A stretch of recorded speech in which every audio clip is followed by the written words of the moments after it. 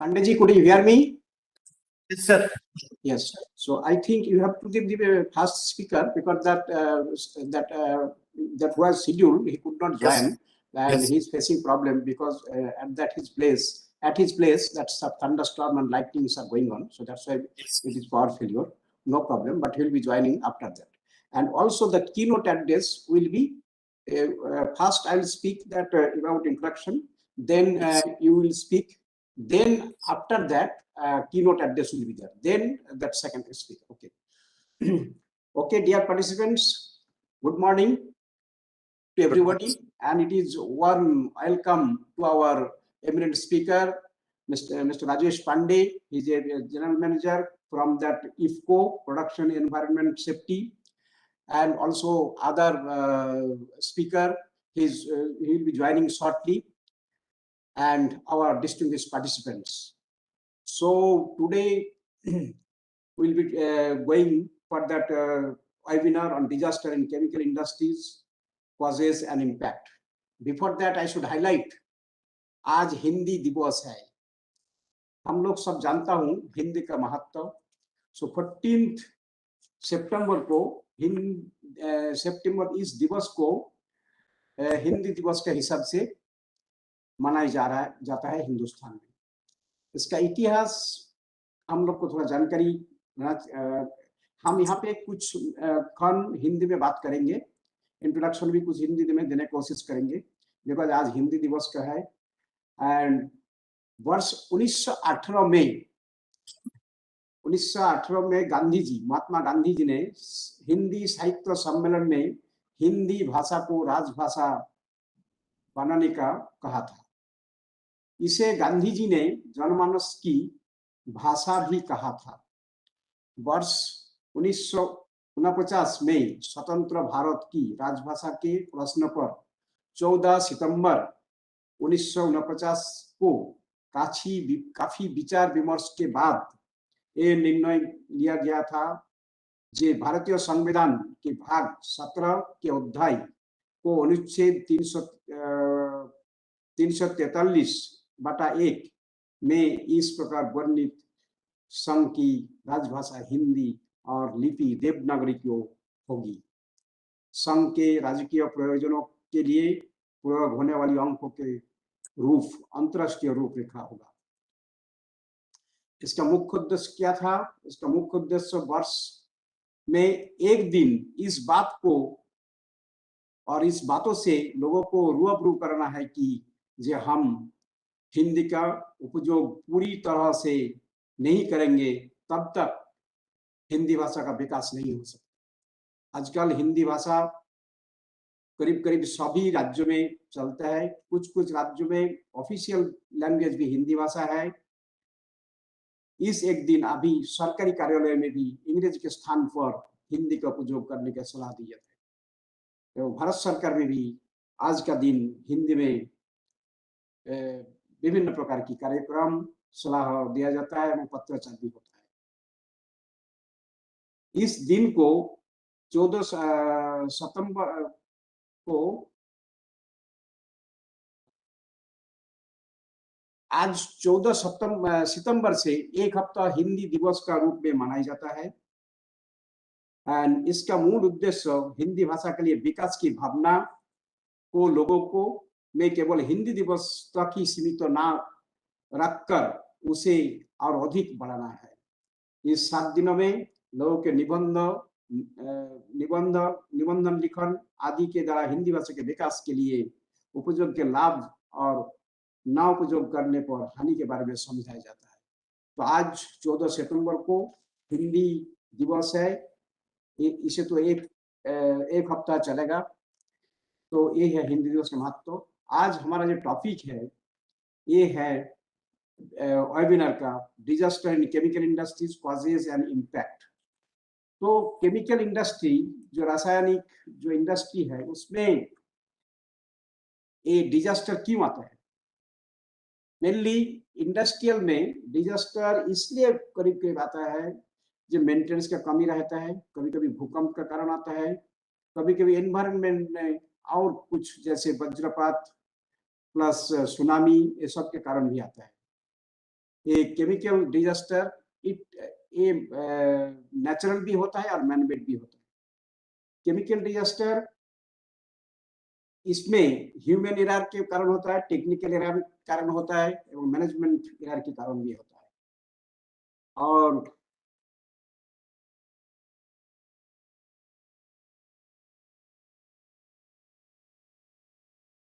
एक मिनट के लिए प्यार बियर करिए.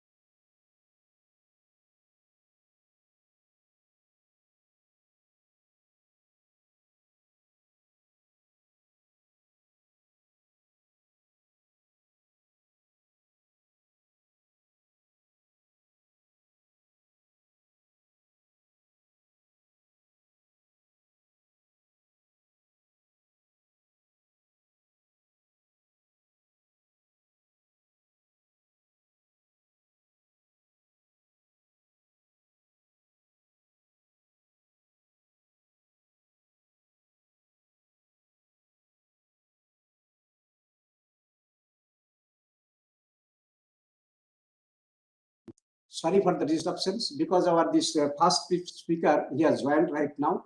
So, and it is good morning and welcome to you, Mr. Rao, Chinna Rao.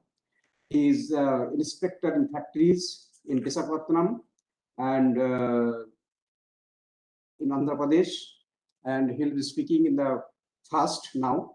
Now, what I'm telling that in the chemical industries, जो induced effect natural calamities के ऊपर भी होते रहते हैं, जैसे हमने आपको बताया सुनामी, भूकंप इसके कारण, और भी होता है एक्सीडेंट ड्यूरिंग ट्रांसपोर्टेशन, जब ट्रांसपोर्टेशन करते रहते हैं मटेरियल को उसी हिसाब से होता है. चिन्नाराव साहब आज हिंदी दिवस है इसलिए हम लोग को कुछ बात हिंदी में करना है, ये आपको जानकारी की बात है क्योंकि कुछ ये जो केमिकल डिजास्टर का risk in India it is there. India has witnessed worst chemical disaster in 1984, that is Bhopal gas tragedy. The Bhopal gas tragedy was the most devastating chemical accident in the history, where over thousands of people died due to the accidental release of toxic gas, that is methyl isocyanate. Such accidents are significant in terms of injuries, pain, suffering, loss of lives, damage to property and environment.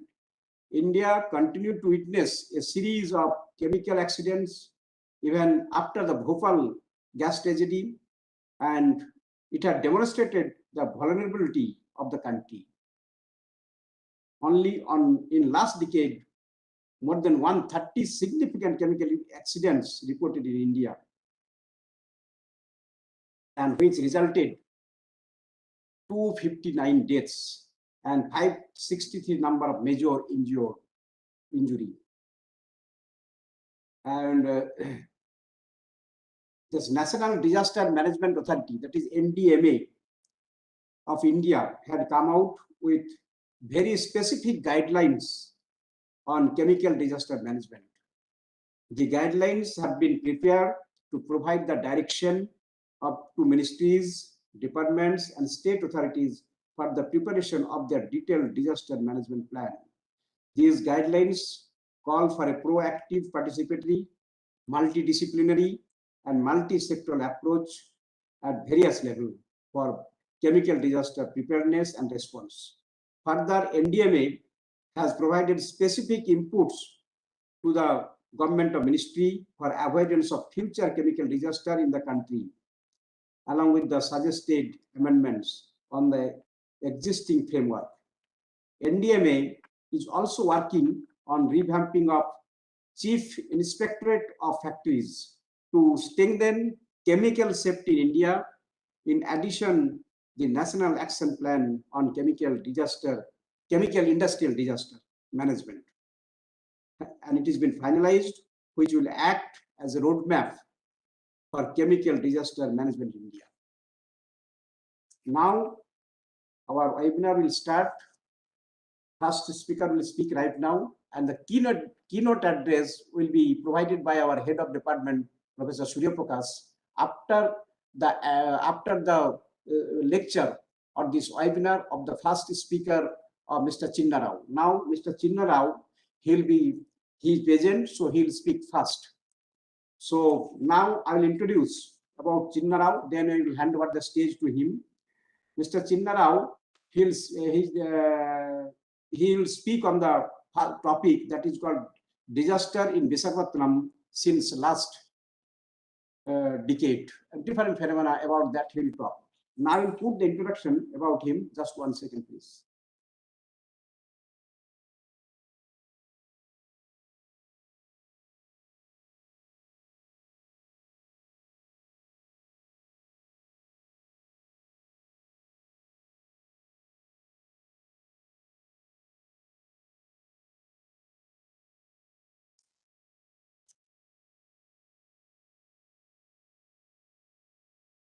Mr. Chinna Rao is a bachelor in engineering from Andhra University, Visakhapatnam, and also he has done MBA in human resources from Ambedkar University, Hyderabad. He has worked in Indian Railways from 2000 to 2007. 7 years he was there in engineering department, and also worked in Indian Railways, and also he was worker as engineer in AP Public Health and Municipality Engineering Department from 2009 to 2010. Now presently he is working as inspector of factories in Department of Factories, Andhra Pradesh since 2011. Now with this, I will request Mr. Rao to come forward to take the stage. Just 1 second, please. So please take the stage and put your deliberation over the that concerned topic, which is scheduled today, that is disaster in Visakhapatnam since last decade. Now over to you, sir. Yes. Good morning, sir. Chinna, sir. Good morning, sir. Yes, you are audible, sir. Yes, sir. I am Chinna Rao from. I am Inspector of Factories from Visakhapatnam. Today, I thank you for inviting this stage as a speaker to deliver about the incidents last 10 years in Visakhapatnam region. Here we have 3 major incidents occurred in last 2013 to 2012. One incident was in Visakhapatnam steel plant where 19 engineers died. After that, one more incident in 2013. In this, 46 people affected and 28 people died, 18 people disabled. After that, recently, as you know, the Vizag gas leak. In LG Polymers, one more incident occurred in 2020 May. As everybody know about it, I am going to discuss the 3 incidents, how they occurred and what are the root causes and what are the failures from management side or any other enforcement side. Now I am going to start, sir. Here,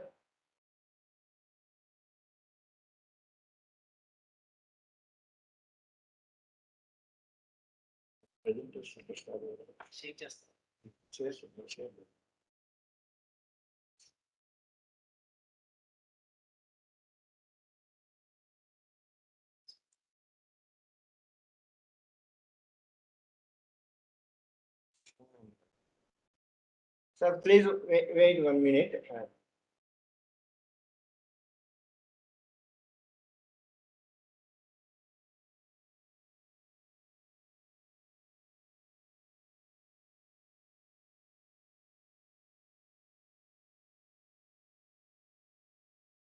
You have shared the button, so please upload your PPT. Yes, sir, I am seeing. 1 minute, please wait. No problem, please.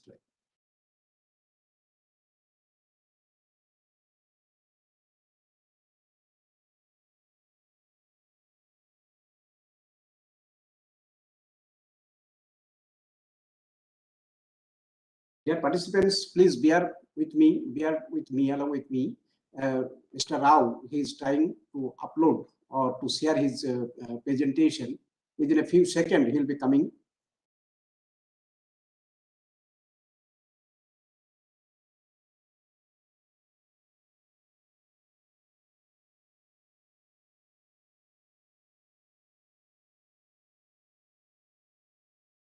Is it okay? My presentation is it? Yes, sir. Screen is coming, so please make it zoom. Yeah. Right?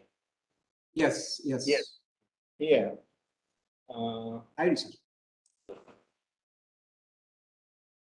Here we have chemical industry in India. It is very important industry in India. It contributes a lot to our Indian economy.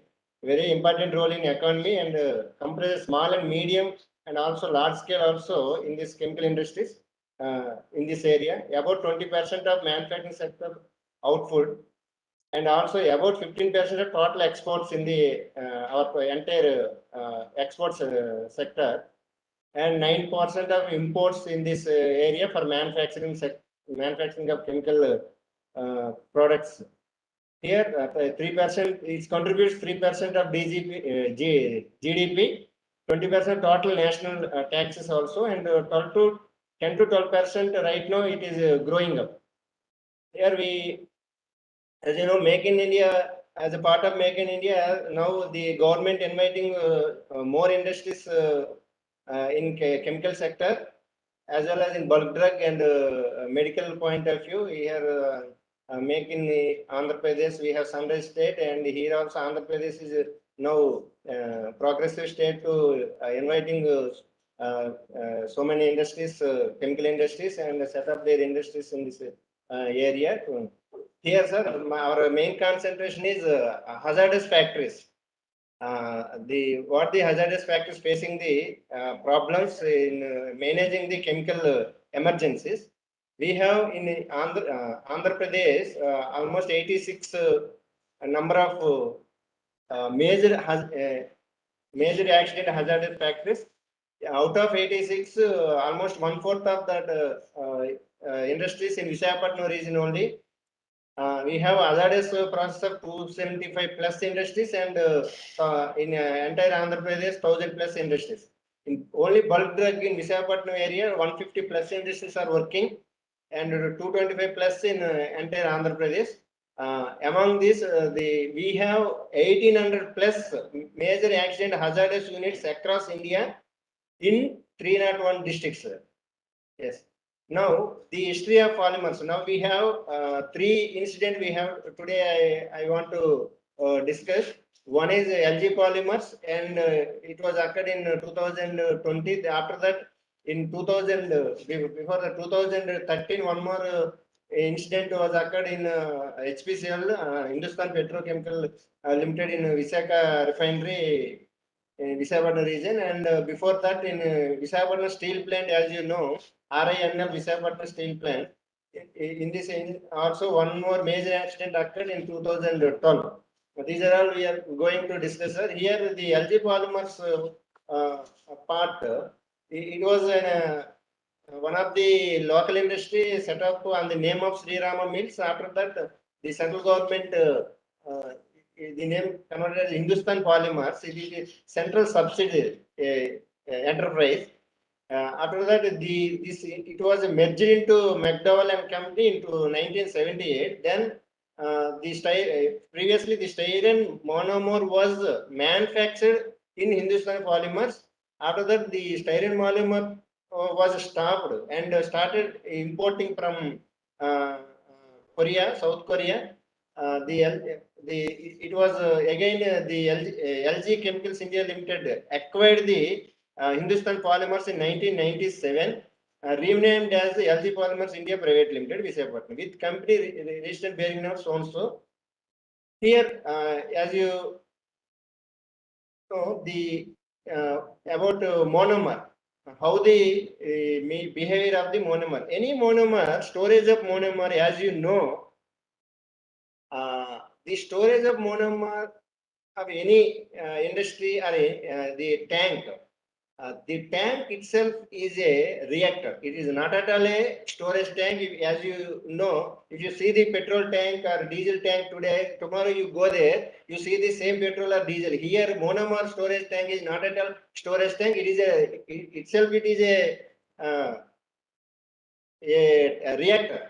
You can call it as a reactor. Every monomer storage tank is, you can call it reactor. So as it is behaves like a reactor because of dissolved oxygens or other properties in this other parameters in the this monomer, the dissolved oxygen accelerates the monomer to polymer. Whenever the polymer established, the two monomers added itself and form as a polymer. During polymerization, there is an exothermic reaction. Some heat is generated. The generated heat again accelerates the reaction of the another polymer monomers to create a polymer. So once the exothermic reaction once start, it will continue as a chain. So we required the to control the temperature. Means it is 22 to 25, within the 22 to 25 degrees temperature we have to maintain. Whenever this mass polymerization, localized polymerization occurs, the increased temperature should be limited to the within the 25 degrees centigrade. For that, there is arrangement of cooling the tank. So cooling the tank. So everywhere, whenever the store the monomer, we have to maintain one cooling system. It should not be goes beyond the 25 degrees like that. Like that, here also we have one cooling system. As you know, the lockdown you started in March 24 and 25th of that this year, in 2020, where 2020 May 24th and 25th, because of lockdown, the entire factory was closed. As it was a non-essential product manufacturing unit, it was closed. Then 45 people was allowed to run the entire the premises. Is there any hazardous nature areas are there? That area should be maintained by the 45 people, 15 people per shift, like that, engaged round the clock. On 7th, the uncontrolled styrene vapor was released from the tank number 6 in the early hours of the 7th, and started pop up from the nozzle, what is it called, that goose nozzle. From there, the styrene vapor was started releasing. Here, at 12 people residents are immediately died, and 585 people was admitted in different hospitals in and around that area. The styrene vapor released widely referred, as you know, this is called we are calling as actually gas leak of Vizag gas leak, but actually, being safety or being technical people, we should not call it as a gas. It is a vapor, not at all gas. Because it is compound nature, it should be called as a vapor only. It should not be called as gas. It is not an atomic or molecular, as you know, available in periodic table. The events, the sequence of events, you can see the about early hours of 2:42 minutes it was started. The gas detector alarm noticed in distributed DCS panel. Sudden spike in styrene level in tank number M6 was observed. M6 tank temperature started rising rapidly, we will say vapor, volatile organic compound also detected. Premises covered with the dense styrene of the entire premises.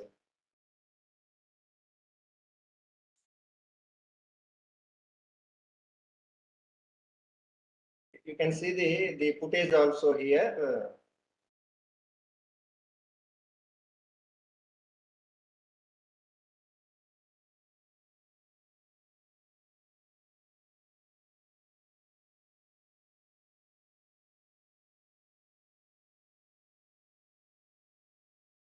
Here the footage 40 on a small leak. Now you can observe this one. The small leak started at the time of 41 minutes. You can observe here. Yes. You can see the small leak from the nozzle, the vent of the tank from outside. From the tank. Now, by the time this time here is no vapors, only just started the leakage.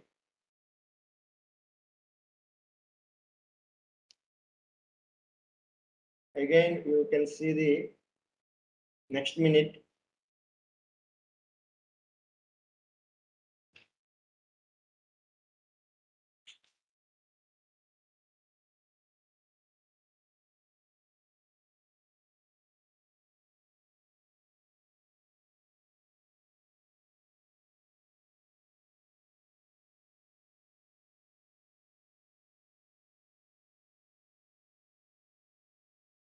Yes.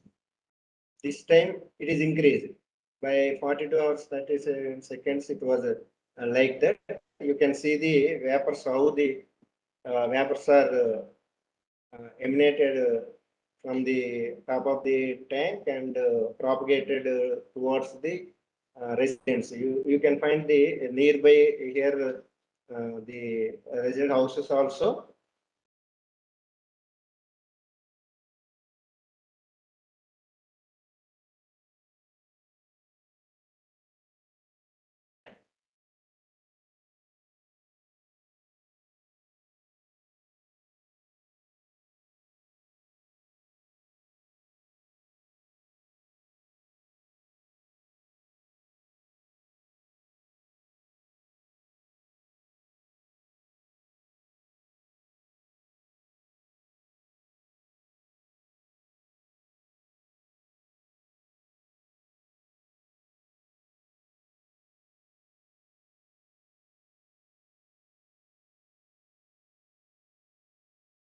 Here, the second time you can find the styrene vapors also spread bottom of the tank farm and within the premises of the factory also.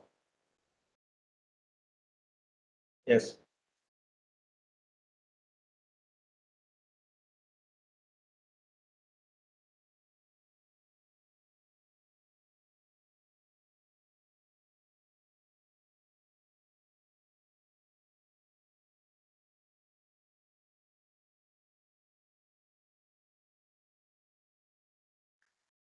Mr. Rao, your voice is not coming. Sometimes after 1 minute, 2 minutes, it's coming. So please try to continue. And Okay. you will be having just only that 35 minutes, please. Okay.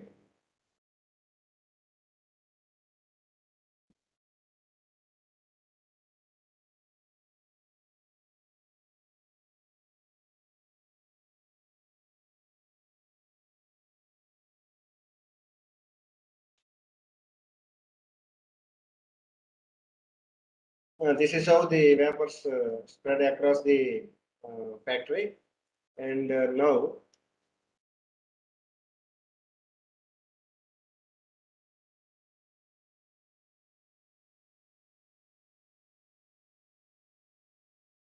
the premises covered with the dense styrene after 315 completely. It is covered, and the the Department of Factories and officials from the enforcement authorities of PCB and factory department reached the incident, and they started the evacuation of the people. Here, what happened, you can see here, we have to find, this is the storage tank of M6, how the styrene is stored here. Here only the cooling system. The cooling system is up to bottom of the tank. The middle and top portion of the tank is not, they have not established any cooling system in remaining area. Occasionally, because of this oxygen, dissolved oxygen, polymerization is occurred.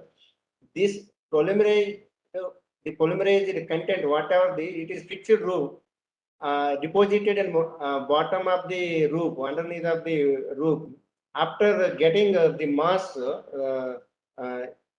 deposition, because of self weight, again through gravity, it was again fall into the monomer part, and the whatever the polymerized mass was because of this is continuous manufacturing process industry.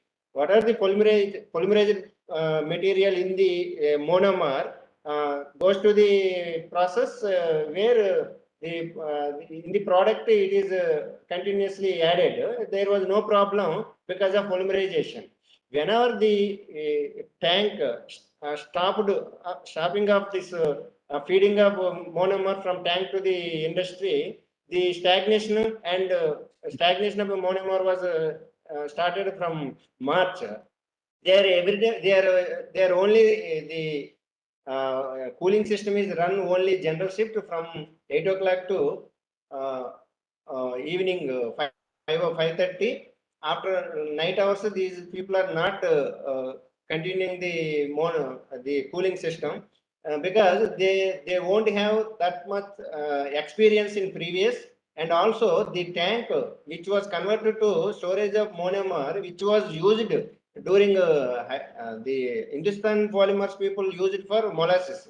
There was a failure of change management whenever they change the tank usage of tank from molasses to this styrene. They have to again all the layers of protection they have to consider. The protection layers they have not considered. Here after incident, what happened? You see the that dispersion model of this incident. Here red zone. Red zone is the one of the zone AEGL, acute exposure grade line. Here the people, if you inhale 60 minutes, it is fatal. The people, the orange zone also inhale 60 minutes, they will unconscious. The remaining area they feel nausea and no problem, but for 60 minutes scale time elapsement, here only this area affected because of styrene properties. This is the area affected area during the release of styrene. This is one more maximum area the people affected here only. The red and orange, and you can find the areas. Here the people, 12 people died. You see the red marks, red drops are here. Here the people where the died people from which house you can find. Here the people died from this area only. Here this is the tank. Here is the tank 6. From here the vapors are propagated and as you know, parabolic effect.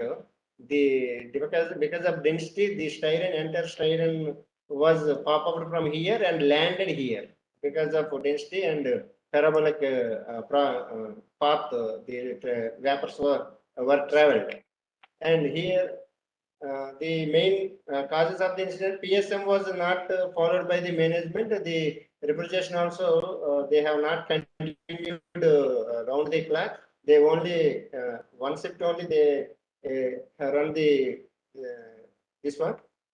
Here operability studies and risk assessments also they have not done, and they have not considered any recommendations from the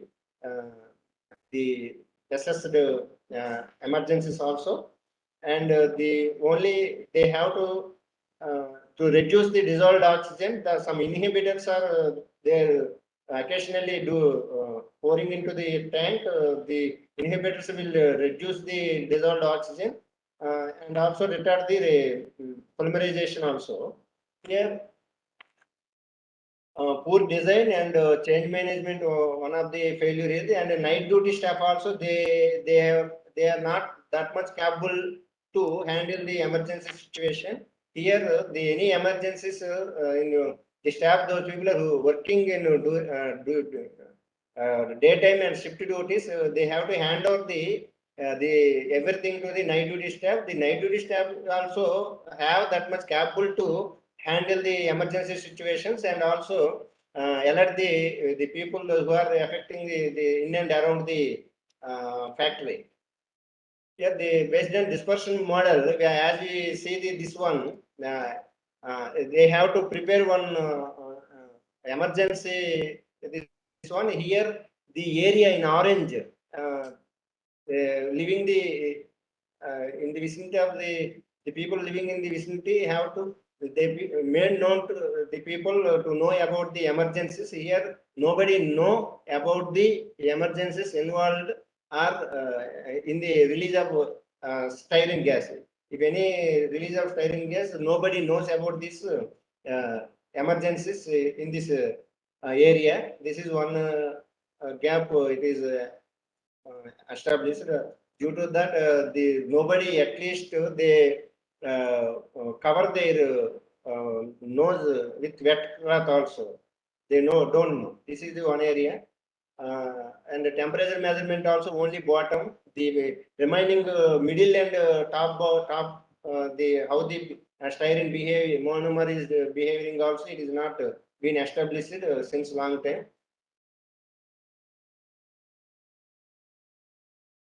After that, how the police people and after that fire department and national here NDRF and SDRF also rescued the people.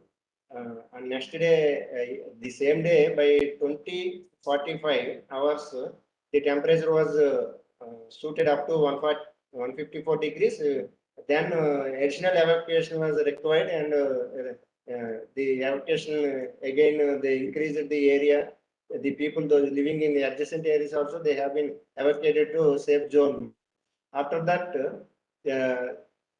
some 70 tons of this styrene was shifted to process storage tanks, and the normalcy was occurred on 11th. The people again allowed to their original places after 11th.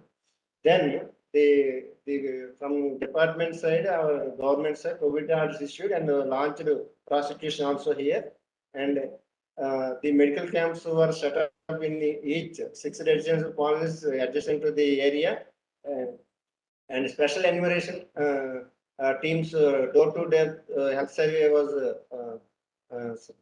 occurred. Some doctors they started survey in this area, and long-term study on the 585 people those affected during the that incident. Also, they continuously monitor their health condition, and one 20-bed hospital also proposed to establish that centralized location of the 6 colonies here. Here, probe incident high power committee was established based on the recommendations. The departmental actions are already taken.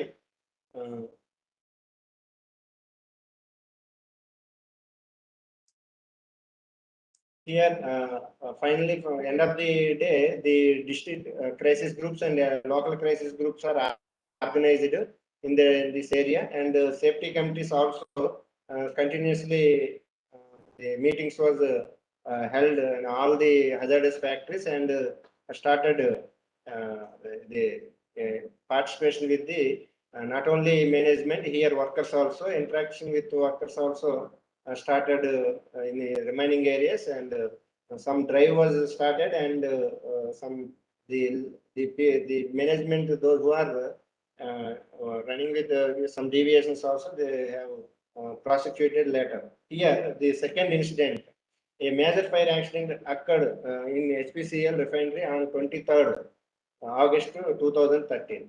Here, there is a system of, yeah, as you know, cooling system, cooling tower is there.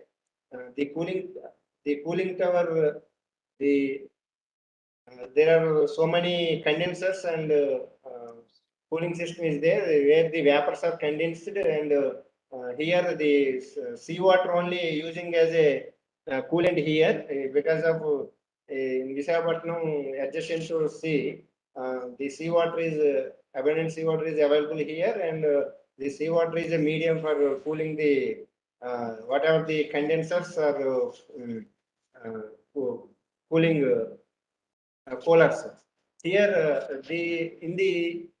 this cooling system, there is a cooling of vapors in the process in the refinery, where in tubes there are some small pitting or maintenance problems. Some vapors are regularly accumulating in the and traveled in through the this pipeline connected to the cooling towers. Here, cooling tower function is to cool the coolant, seawater, and after cooling again send back to the again process. This is a circulation. The seawater is circulated from process blocks to the cooling tower. Here, old cooling tower was there. That cooling tower, because of aging, it was collapsed. Then new cooling tower was they started construction. In this one more, actually they have four cooling blocks. One more cooling tower block number cell number 5. They have previously 4. Now cell number 5 was started construction adjacent to the old this one. You can find the video also. Extend the hard work permits on particular day. What happened? There fire occurred in cell number 5 by 4:30 p.m. The hard work permits also extended beyond the second shift also, and night shift, and after 5:30. Here, 28 people died and 18 people were disabled. You see how the scene, the incident occurred. Here, cooling tower, one cooling tower was here, old cooling tower. Due to aging, it was collapsed.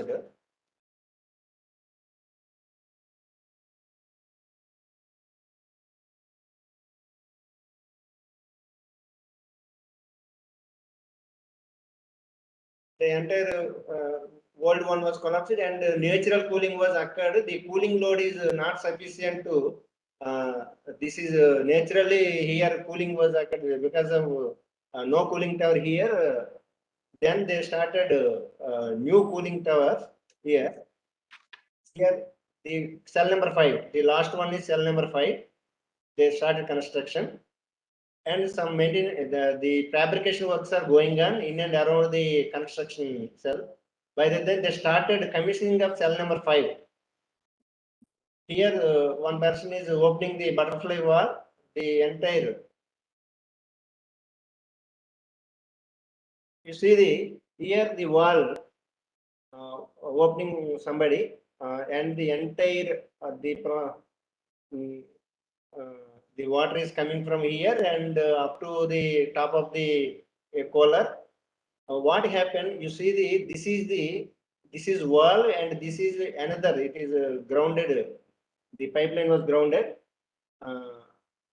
This area, the whatever the vapors generated during the cooling, and some small vapors also come into this liquid coolant, seawater.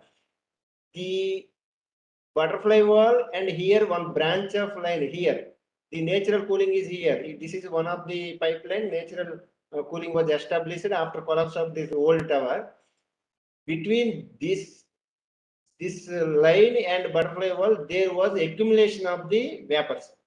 Why the vapors accumulated? The pipe is under the ground, below the 1 meter of ground. The vapors, because of low density, accumulated in between the branch of the pipeline and between the butterfly valve. The water, the density or density of this water, the same density of vapors are accumulated here. Whenever you open the valve, first the vapors released from the pipeline, and first vapors goes first in the cooling tower. See how the vapors again propagated up to the working area where fabrication was going on. Is keep on opening the valve, and further the gas is propagated and propagated and further propagated. Then you see the some people are working, and so there is welding also, from where fire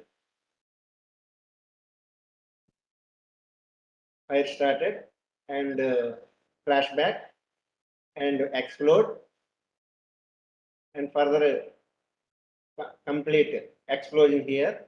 The entire constructed cooling tower was collapsed.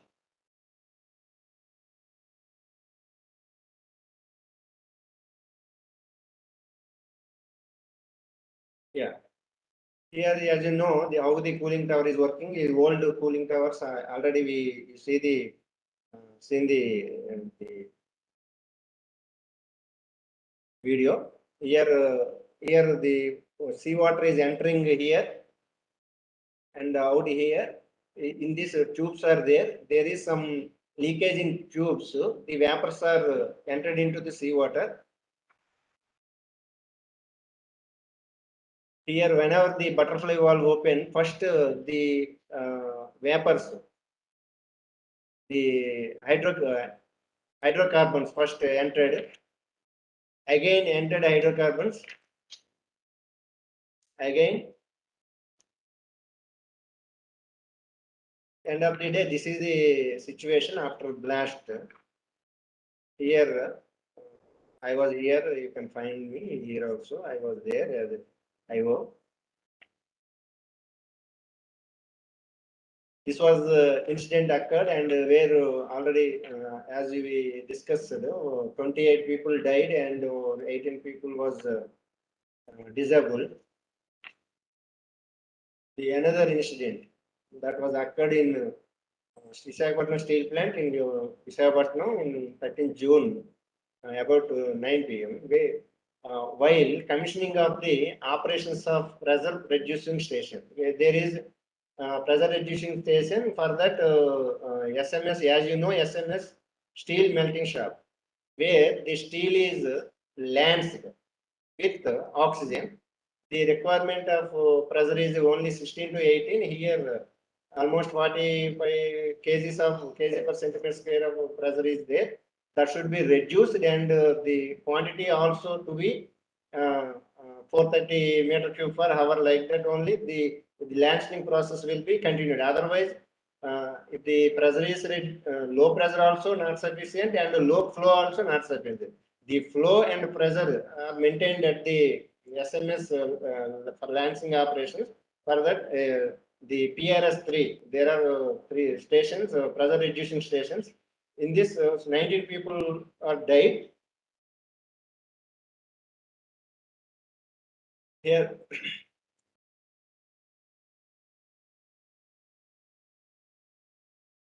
you see the incident, how the incident was occurred. Here, this is a pressure reducing station. Here, the control room is here, and here is filter pressure reducing. Actually, pressure is reduced here. There are so many valves. One is pressure reducing valves and pressure control valves. Quick set of valves. These are all valves for these are all interlocked. interlocked. Why the interlocked and the there is auto. They can do the operation in auto mode, but because of so many trials, the flow and the pressure is not reduced. Flow also not reduced, and flow pressure is not reduced, and flow also not increased. After so many trials, they started the auto mode to manual mode. Because of manual mode, these some valves could not be activated. If it is auto mode, every valve in active mode, if it is any deviation, automatically the pressure relief valve will release the pressure beyond the set pressure. The flow meter also shut the quick setup valve will shut the entire flow after increasing the flow rate. Here, because of the trials, failure of so many trials, they started the operation manually.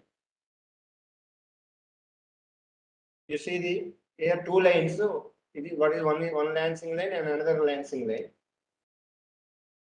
Here one branch and two branch. Interlock in between also they can.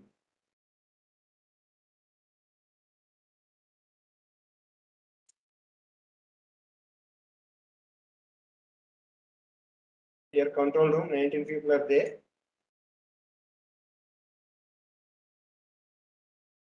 How it is occurred, you see the again. Here the person is working on there. On wall is open from there. Here people are working in room. 19 people, engineers are there. Adjacent room. The first, the release of oxygen or with flame. First from this filter. Here further, the filter was detached from there and hose fire with a metal flash. See the how the metal flash started from there. Here there is one car. The car also lifted from there. Here entire control room. Entire control room was engulfed.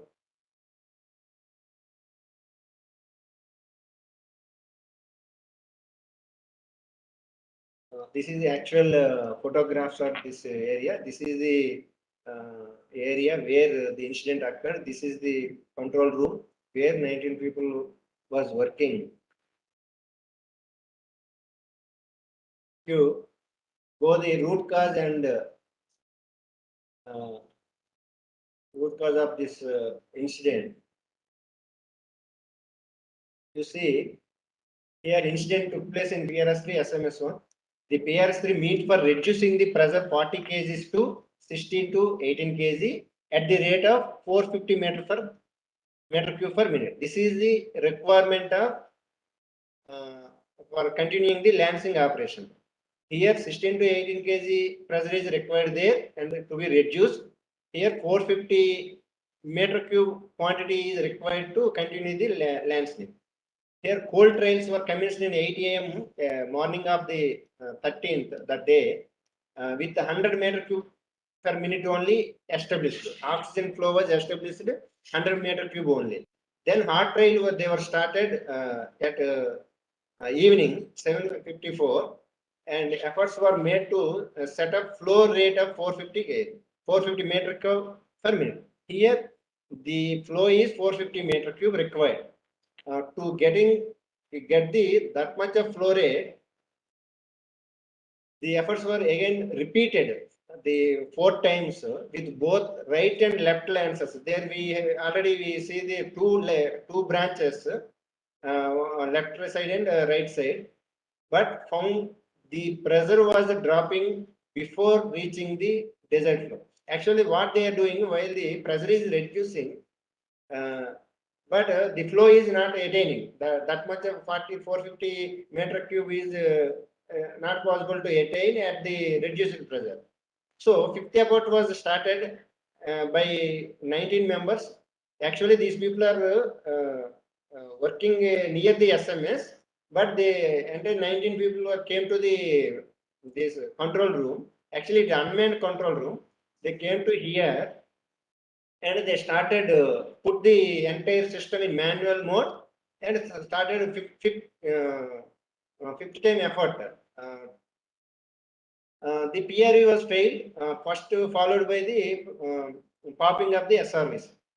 PRE pressure reducing valve was failed. Pressure reducing valve failed means whenever the pressure increased the more than the set pressure, it has to pop up. But pressure relief valve was not at all popped up and it failed. And the continuing the increasing of the the effort was again continued. The SRVs on the downstream also not popped up. The flow rate the flow rate was only per hour here only per hour 42 meter cube per hour to 72 meter per hour only. You can find there is a one red as you see the as you have seen the video, one filter candle first it was made of centered bronze. The center it was made above it central bronze have failed due to rise of differential pressure. As you know, differential pressure on applied and downstream. There is whose pressure drop in between upstream side and downstream side of this filter. There is a oxygen inside the filter. Because of adiabatic compression, as we are these people are putting efforts continuously, there is adiabatic compression. Adiabatic compression means there is a increase of chance of increasing the temperature. Whenever the temperature increases, the flanges whatever made up of with another materials, they reached their that flash point, the boiling points are they actually the melting points. They started melting of the flanges and this one, but the fire was initiated inside the this one, the pipeline. How the fire inside the we have a doubt of how the fire inside the pipe or filter. Actually, for fire triangle, there required a fuel requirement is there and some media is required and oxygen is required. We are doing only with oxygen. There is oxygen and there is a medium means the low temperature, low melting point. Already materials are there. Here, rich oxygen is there. There is a temperature. Because of adiabatic compression, rise in temperature inside the fire started, and entire that whatever the filter got lanced.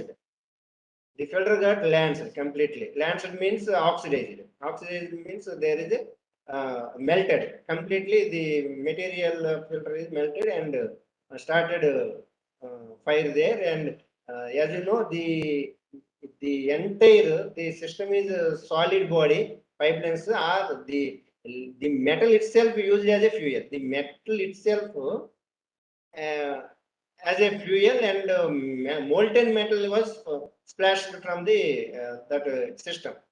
The the HPC high pressurized oxygen line with filter body swung back and hit the room, and all 19 people present inside the control room were engulfed hot fumes and metal flash. All 19 received more than 90% burns. Died. 9 people died spot. Remaining people died in different hospitals later. Here, the adiabatic compression leads to the increase the temperature and the material low melting point material got fire. Then the incident was started. The more failure here is the quick shutdown valve. Here, quick shutdown valve is here. Interlocking is there, but because of there was put in manual mode, the interlocks was because of absence of interlocks, the PSV was not activated. Then the pressure, the upstream pressure is increased. The temperature in the inside the filter also increased, and the this made QSV inoperative when this one exceeded the safe limit and downstream side.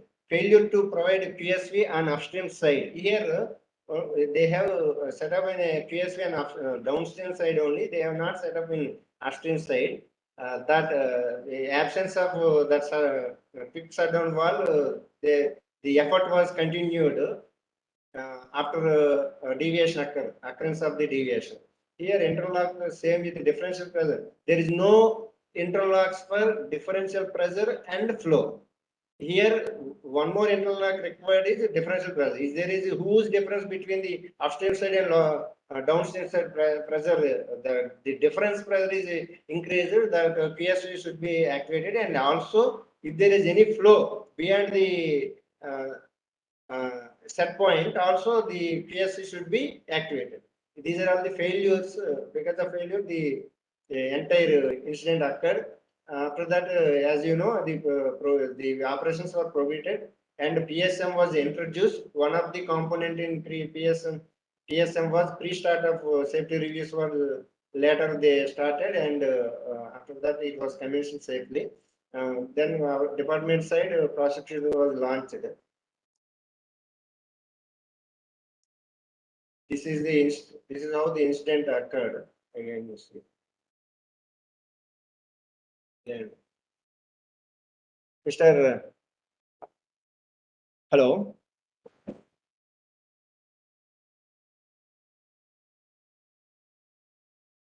Aldarji? Yes, dear. Is it over? Yeah. No, if you have time, we have a legal framework also. Only 2 to 3 minutes you can be allowed. Please, within Right, 2 to 3 minutes. Okay. You have accepted the time. Okay, please. Here, laws related to safety, health, and environment. As you know, we have so many enforcement framework. We have framework in different areas. That acts are Fire Service Act and rules, the Insecticide Act and rules, and Air Prevention and Control of Pollution Act and rules, and Water Prevention and Control of Pollution Act. These are all the rules. Then the Environmental Protection Act also. 1989, after the Bhopal incident, it is called an umbrella act. So many central rules also came up. The Public Liability Insurance Act and rules here in enforcement departments are Factories Department, Explosives Department, Boiler Department, Electrical Inspectorate, Agriculture Department, and Fire Department, and Pollution Control Board. These are all the enforcement. Is the existing legal framework sufficient with the respect to the chemical emergencies and public health? We already quoted the number of acts here. Right?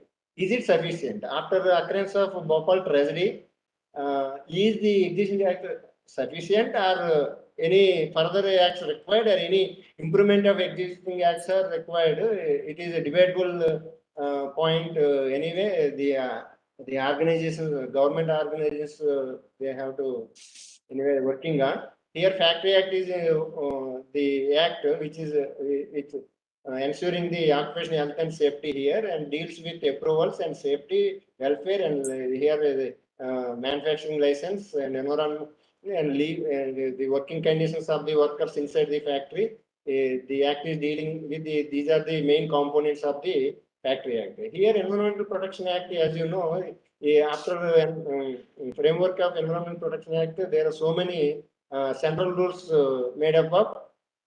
Here, the important central rules are chemical accident and emergency preparedness and response rule is one of the very rule the how the authorities or managements of the industries well prepared before the incident and forecast the incidents and emergency preparedness it is indicating, and during before before the emergency, during emergency, and after emergency also, there is a set of chemical accidents rules and rules. Here, manufacture, storage, and import hazardous chemicals rules 1989. Later, it was amended in 2000. And here, all the line departments are notified in this act. How the manufacture, storage, and import the hazardous chemicals are discussed in these rules. Here, chemical accidents rules, we have much role of the other district authorities and enforcement departments and state authority and even central authorities also. Here, Manufacturing Storage Act, it deals with the threshold quantities. The quantities beyond the schedule, only this act is dealing. These are all the components of the Manufacturing Storage Import of Hazardous Chemicals Act. Disclosures, threshold quantities, onset plans, and options. What is the onset plan? Is it is restricted to the entire premises of the chemical industry. Offset plan means it is beyond if there is any chance of release of toxic or fire or explosion, whatever the exceeding the premises of the factory, the off-site plan should be prepared. The off-site plan should be prepared by the district authorities only. On-site plans only should prepare only management itself. Here,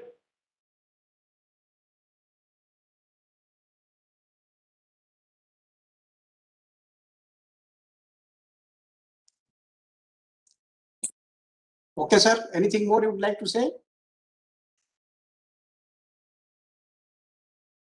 I think Mr. Chandra had lost his connection. That's why.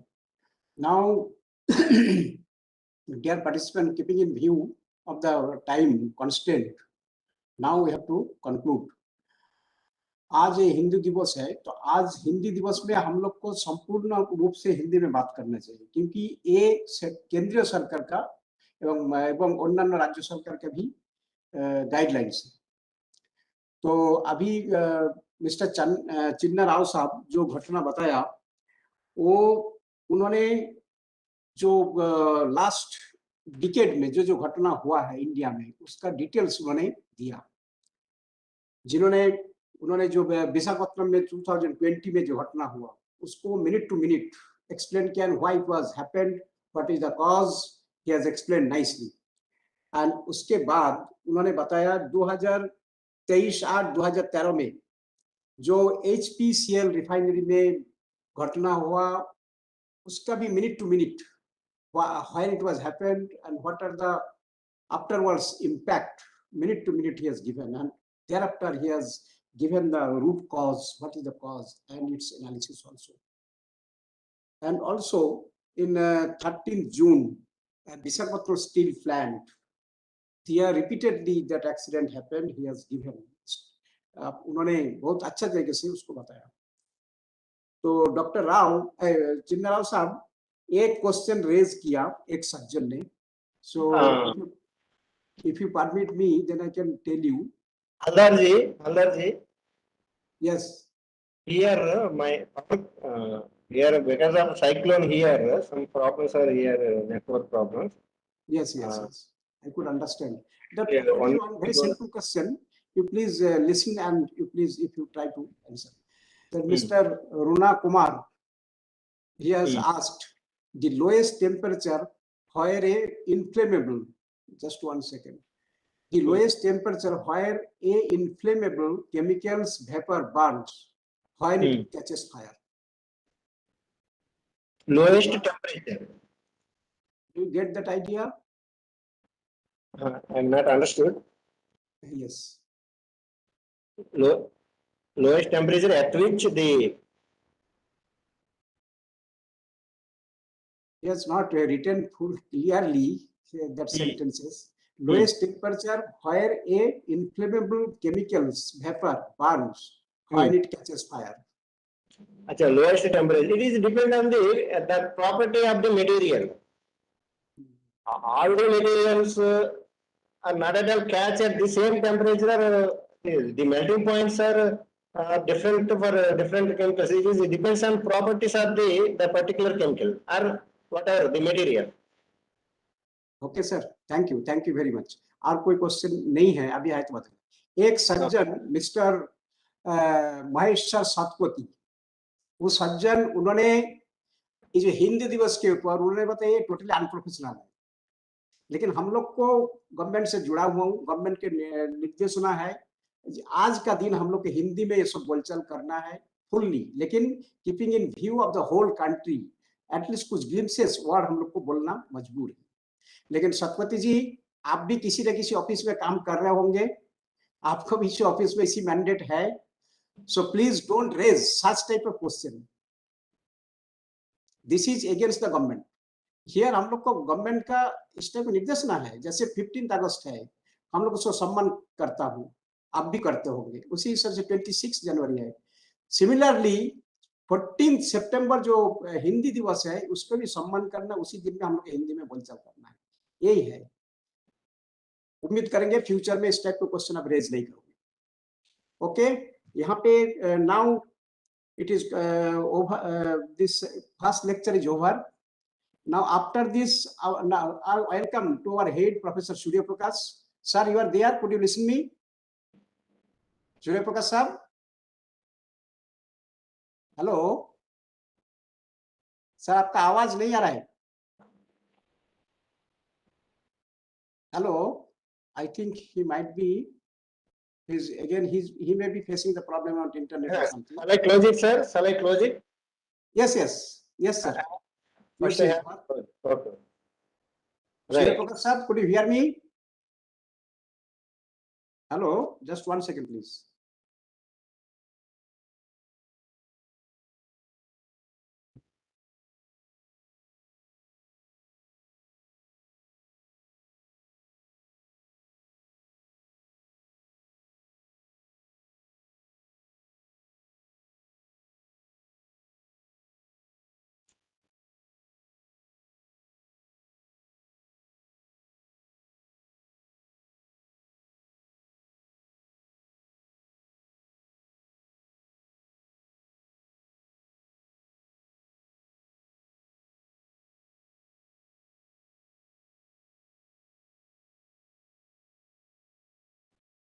So professor Surya Prakash sir he joining हाँ, ये join कर लिया। अभी उनको भी मैं welcome करता हूँ। आज हिंदी दिवस के उपलक्ष्य में सभी को बधाई देता हूँ, सबको भी बधाई देता हूँ। तो अभी हम लोग को पहले इसको इस बारे में बोलना था, कीनोट एड्रेस के बारे में, बस किसी कारण से हुआ नहीं। अभी फर्स्ट लेक्चर के बाद हम लोग ने कीनोट एड्रेस पर ध्यान देंगे ना। प्रोफेसर सूर्य प्रकाश साहब हम लोग के बीच में है। He is head of that is GMR, Geo Hydrometeorological Division, Risk Reduction Division, CBRN, Industrial and Cyber Risk Division. So before he hand over the stage, I'll say a few words about him. And presently he's working as professor and head of Geometeorological Risk Management Division, along with CBRN, Industrial, Cyber, DRR Division, etc. He is team leader of World Center of Excellence on landslides, disaster reductions, etc. He has done tremendous work, a lot of work in landslide, not only landslides, in different kinds of this disaster. And formerly, he was head of the Knowledge Management Division and also former head of Hydrometeorological Division and former administrator NIDM GFDRR. He has organized more than 300 national, international trainings, webinar, workshop, conferences, etc. And he has been a member of the core group task force and working groups for development of national guidelines and strategies on disaster management. He has been recognized as a qualified professional geologist by Indian Bureau of Mines. He has been the recipient of UGC's National Merit Scholarship and CSIR Fellowship during his studies. He obtained PhD, doctorate degree from IIT Roorkee and did specialized training on climate and geohazards risk management from University of Geneva, Switzerland. A seismic design and construction training from International Institute of Earthquake Engineering and Seismology, Skopje, Macedonia, disaster risk management and insurance from Middle East Technical University, Ankara, Turkey. He was awarded academic fellowship by World Bank Institute of Washington and has received various international grants from Swiss Agency for Development of Cooperation and Royal Government from Royal Government of Netherlands and Japanese Landslide Society, as well as National Taiwan University, etc. For participation in international activities, he received Scotch Order of Merit Award for awareness creation and sensitization in disaster management through e-learning after qualifying in India's Best Governance Project for the year in 2014. He has made more than 150 publications as paper, books, reports, and articles. He is a member of editorial board in several journals, member of several professional societies at national and international levels. He is presently editor in Journal of Disaster and Development. So with this introduction, may I request Professor Shubhaprakash Sahab, please take the dais stage and request for the keynote address on this. This topic is, that is the disaster in chemical industries, causes and impact. Please. Thank you, Dr. Haldar, for providing me this opportunity.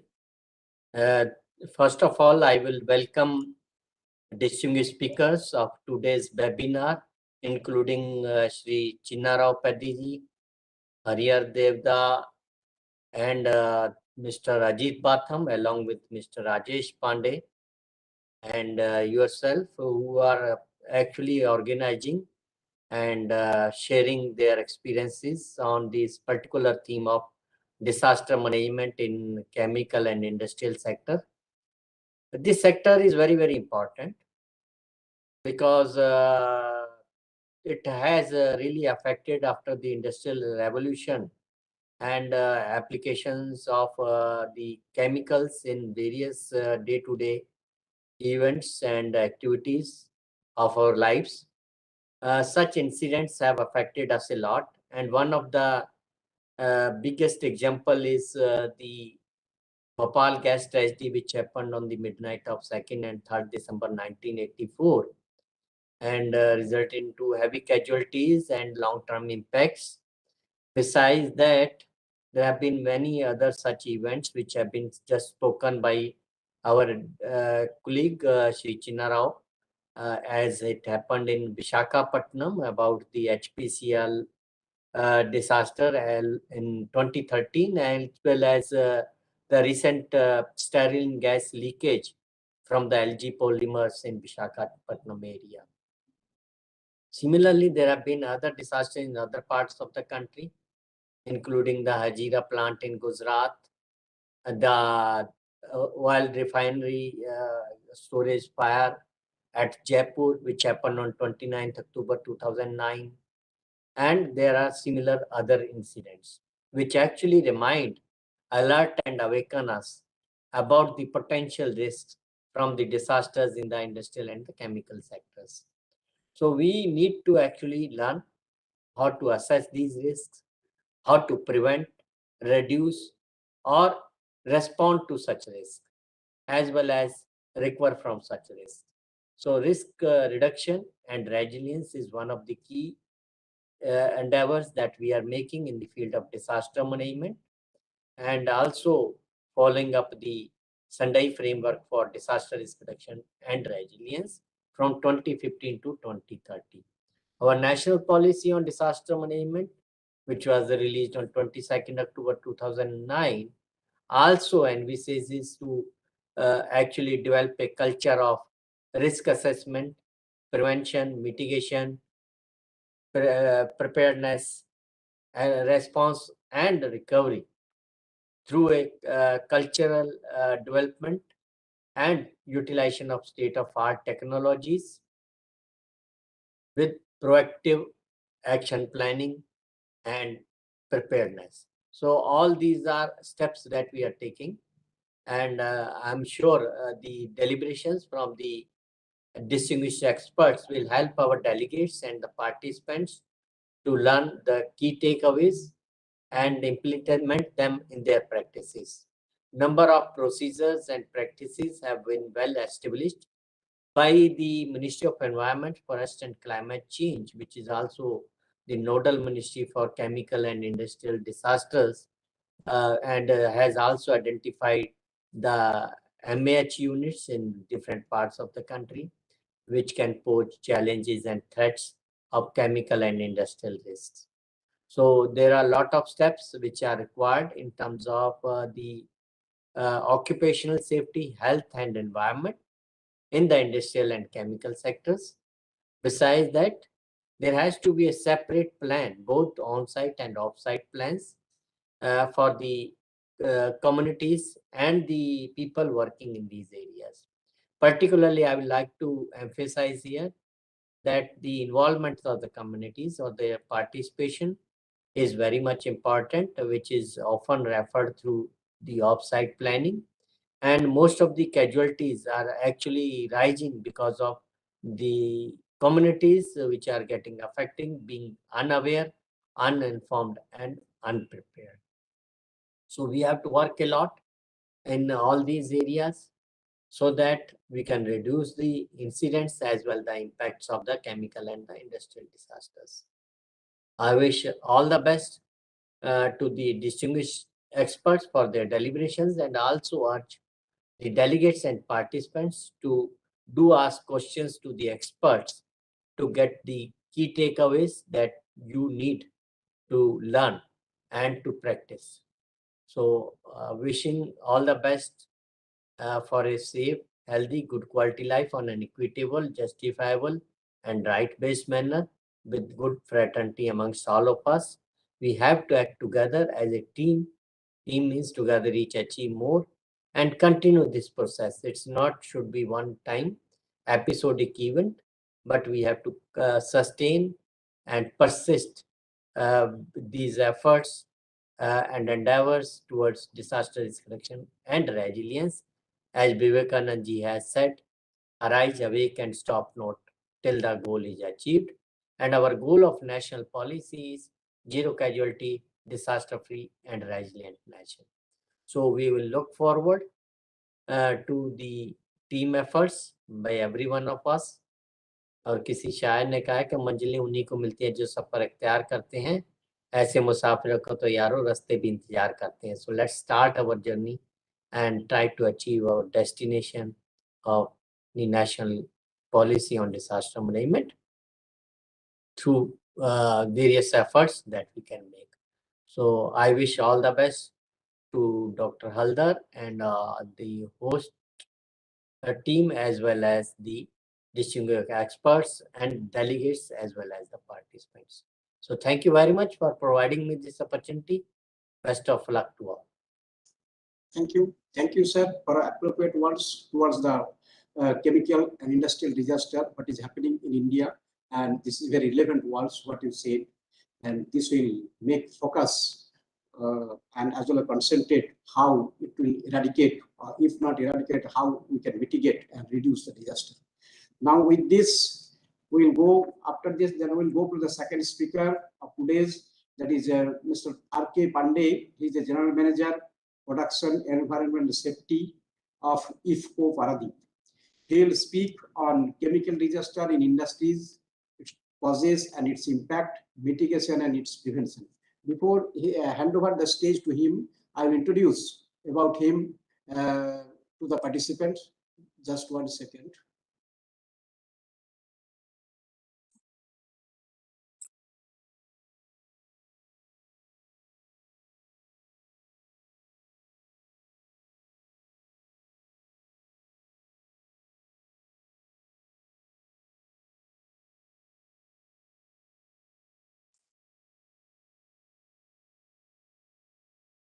So, Professor Mr. R.K. Pandey, that is Rajendra Kumar Pandey, he's basically presently he is working as General Manager in IFCO, and he has his BE, Bachelor of Engineering in Chemical Engineering Department in 1984 from the University of Roorkee, which is presently known as IIT Roorkee.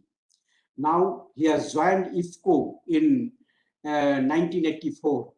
Since then, He is serving in fertilizer sector with IFCO since '84, and 38 years of experience in fertilizer industry and 30 years experience in nitrogenous fertilizer, in urea production, and 8 years experience in phosphate fertilizer in urea. So he has also worked for 2 years in OMFICO, that is Indo-Oman Joint Venture Collaboration in Oman during his service. So he is having vast knowledge in this chemical industry as well as fertilizer industry. So with this, may I request Mr. Pandey to take the stage. Just one Yes, sir. Sir, please give me access to share. Just 1 second. Yes, sir.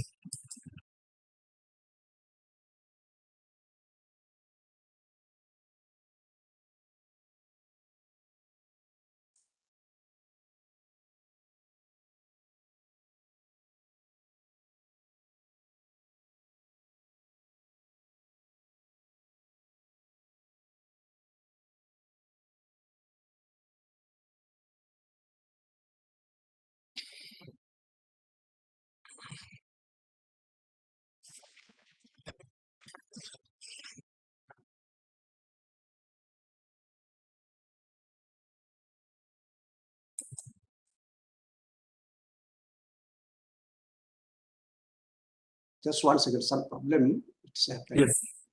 Sir, no issue, sir. Technical problem is there. Mr. Hari, could you hear me? Harihar?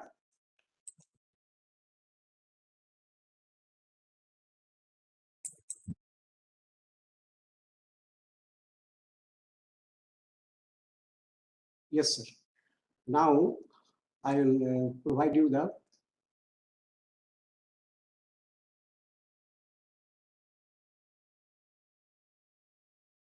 Yes, Yes. sir, you can go for upload.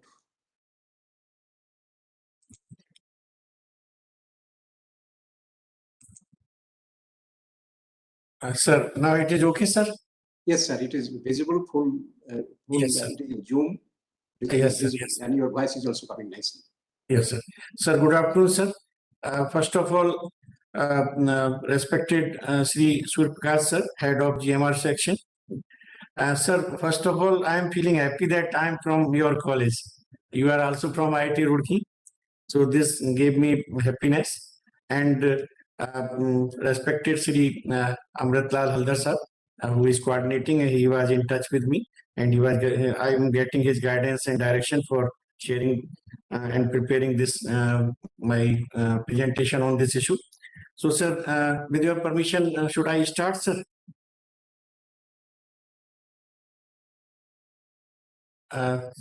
So, sir, is it audible to all, sir? Now I am starting my presentation, sir. Yes, sir. Yes, sir. Please go ahead. So, as you are saying, my topic is chemical disaster in industries, causes and its impact, and mitigation and its prevention. Sir, disaster is due to mainly hazardous chemicals or storage, and its vulnerability leads to disaster. These disasters are initially defined as natural and man-made: earthquake, urban floods, landslide, tsunami, cyclones, heat waves. These are called natural disasters. Man-made disasters are nuclear, radiological, biological, and chemical.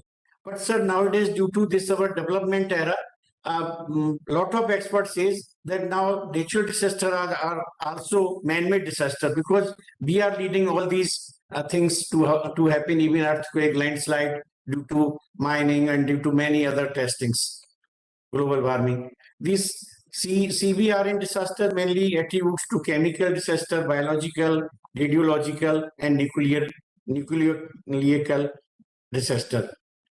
Sources of chemical disaster are chemicals or hazardous. These are caused when in the stations of manufacturing and formulations installations, or material handling and storage area, or transportation, road, rail, water, and through pipelines. Sir, major chemical accidents initiators are a number of causes, factors, including human errors. could spark of chemical accidents having potential to become chemical disasters. These are process and safety system failure, human errors, technical errors, managerial errors, natural calamities, hazardous waste processing or disposal, accidents during the transportation, and terrorist attack or sabotage.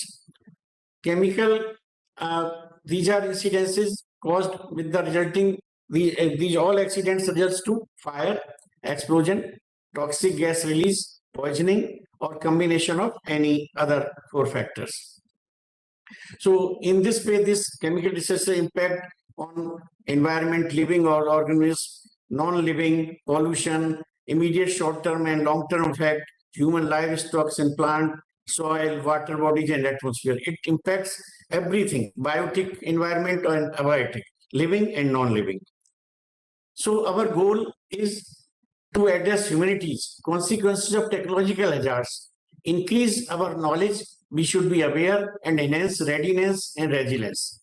Enhance humanitarian response following extreme events, raise awareness in the communities, pursue greater international cooperation of emergency planning, preparedness and response, advocate for humanities and humanitarian issues in international radiation preparedness and response frameworks.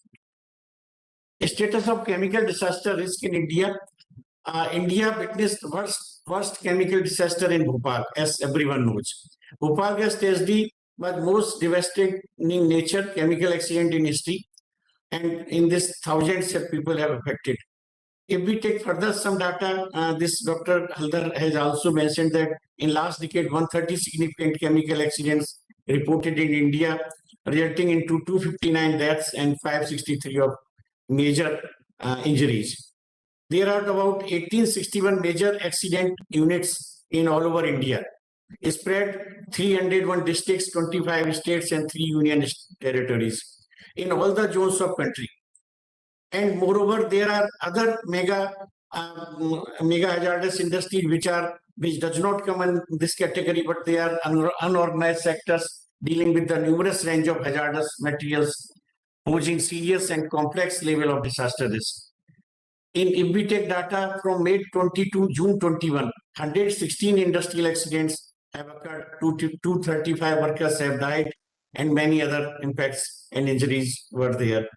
In 2021, average of 7 accidents reported per month, which resulted in permanent disabilities and severe injuries. So this data shows that 7 accidents per month is still causing a great concern that by the year of 21 or 22, we are still not aware and well equipped and having knowledge and preparedness to curtail these accidents. Widely reported man disasters in the past years, as Mr. Chinnara also mentioned some case studies.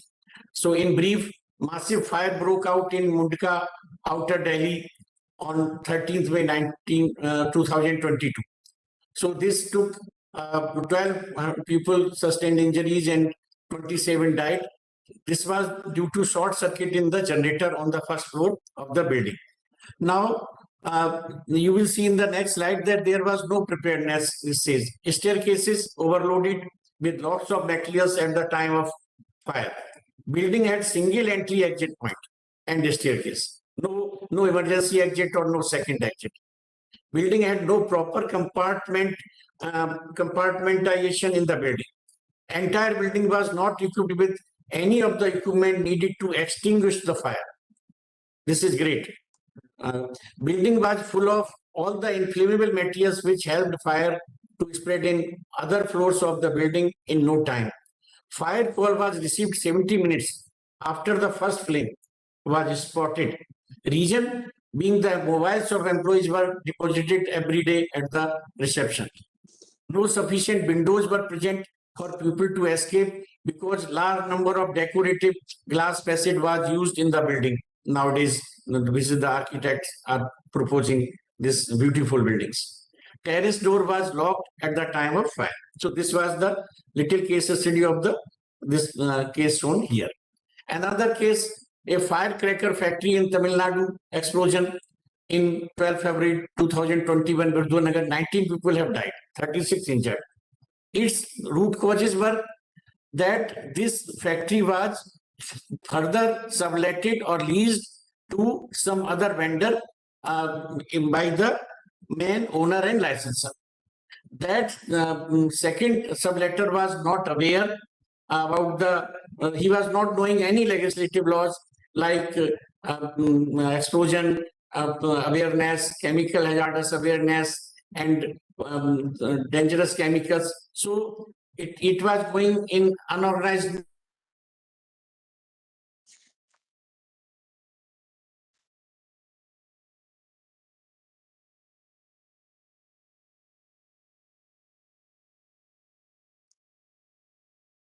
Dear participant, sorry, he might have lost his connection due to the internet problem. It may happen, and yes, now he's coming. They could not control. At 11 p.m. on the 2nd September, this APU-OW unit was level increased 1800 mm. At 1 p.m. or at 1 o'clock in the midnight or after midnight was power dip, which was tripping a major electrical equipment like feed pump and compressor of LPG. So this also further increased the vulnerability. Intensity of rainfall increased heavily around 2 o'clock in the night, which again raised this APOWS pit level of to 400 mm. At around 6:40, first fire control station informed process control room that there is an intense smell at LPG gate. Even though not much of action was taken, immediately RPS rushed to report site at 6:49. After getting information, the security force reached there.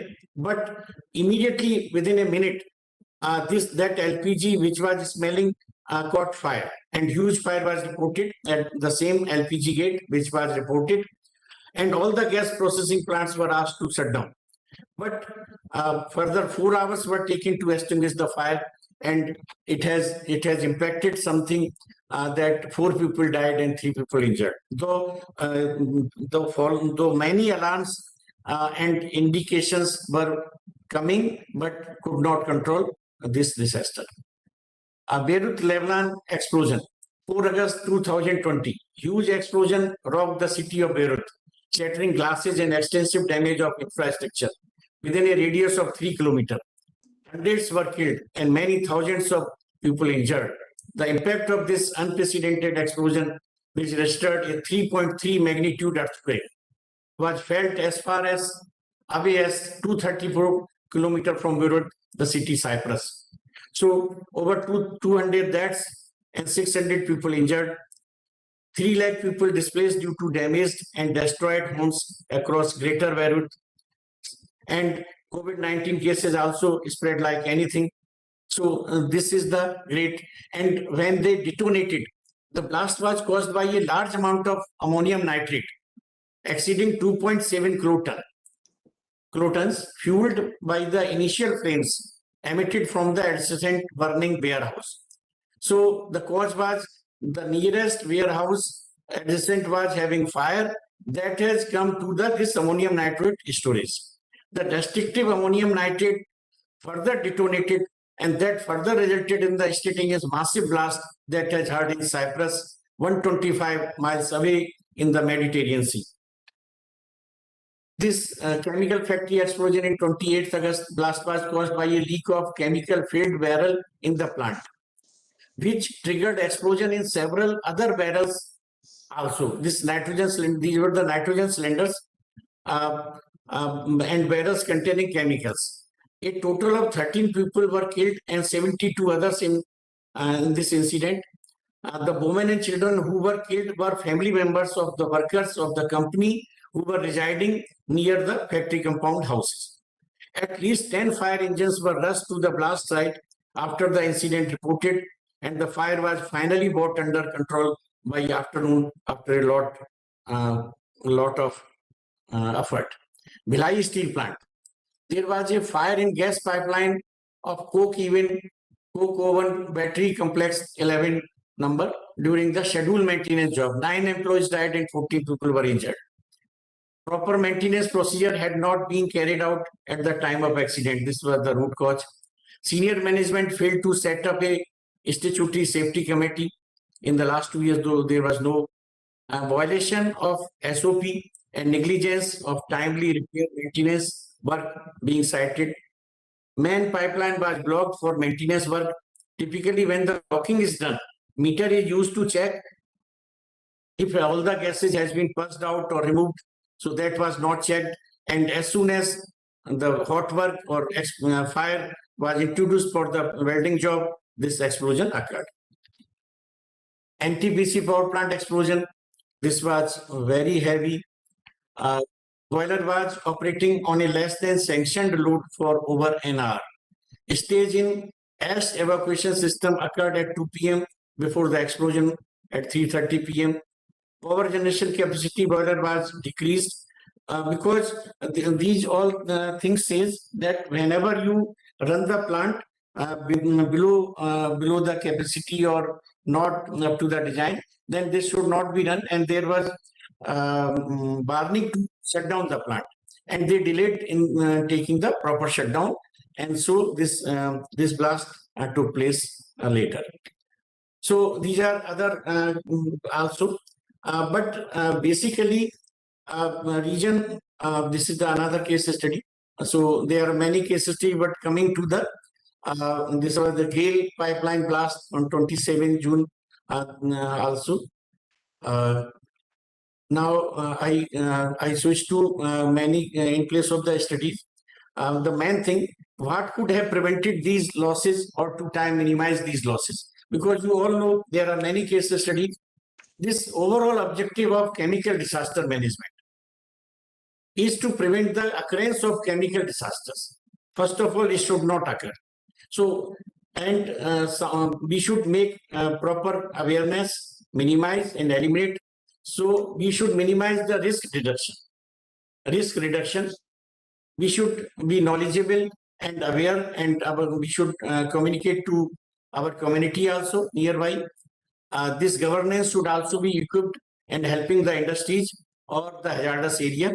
Capacity building and technical cooperation should also be there, that we should have sufficient technical knowledge and international technical cooperation wherever required.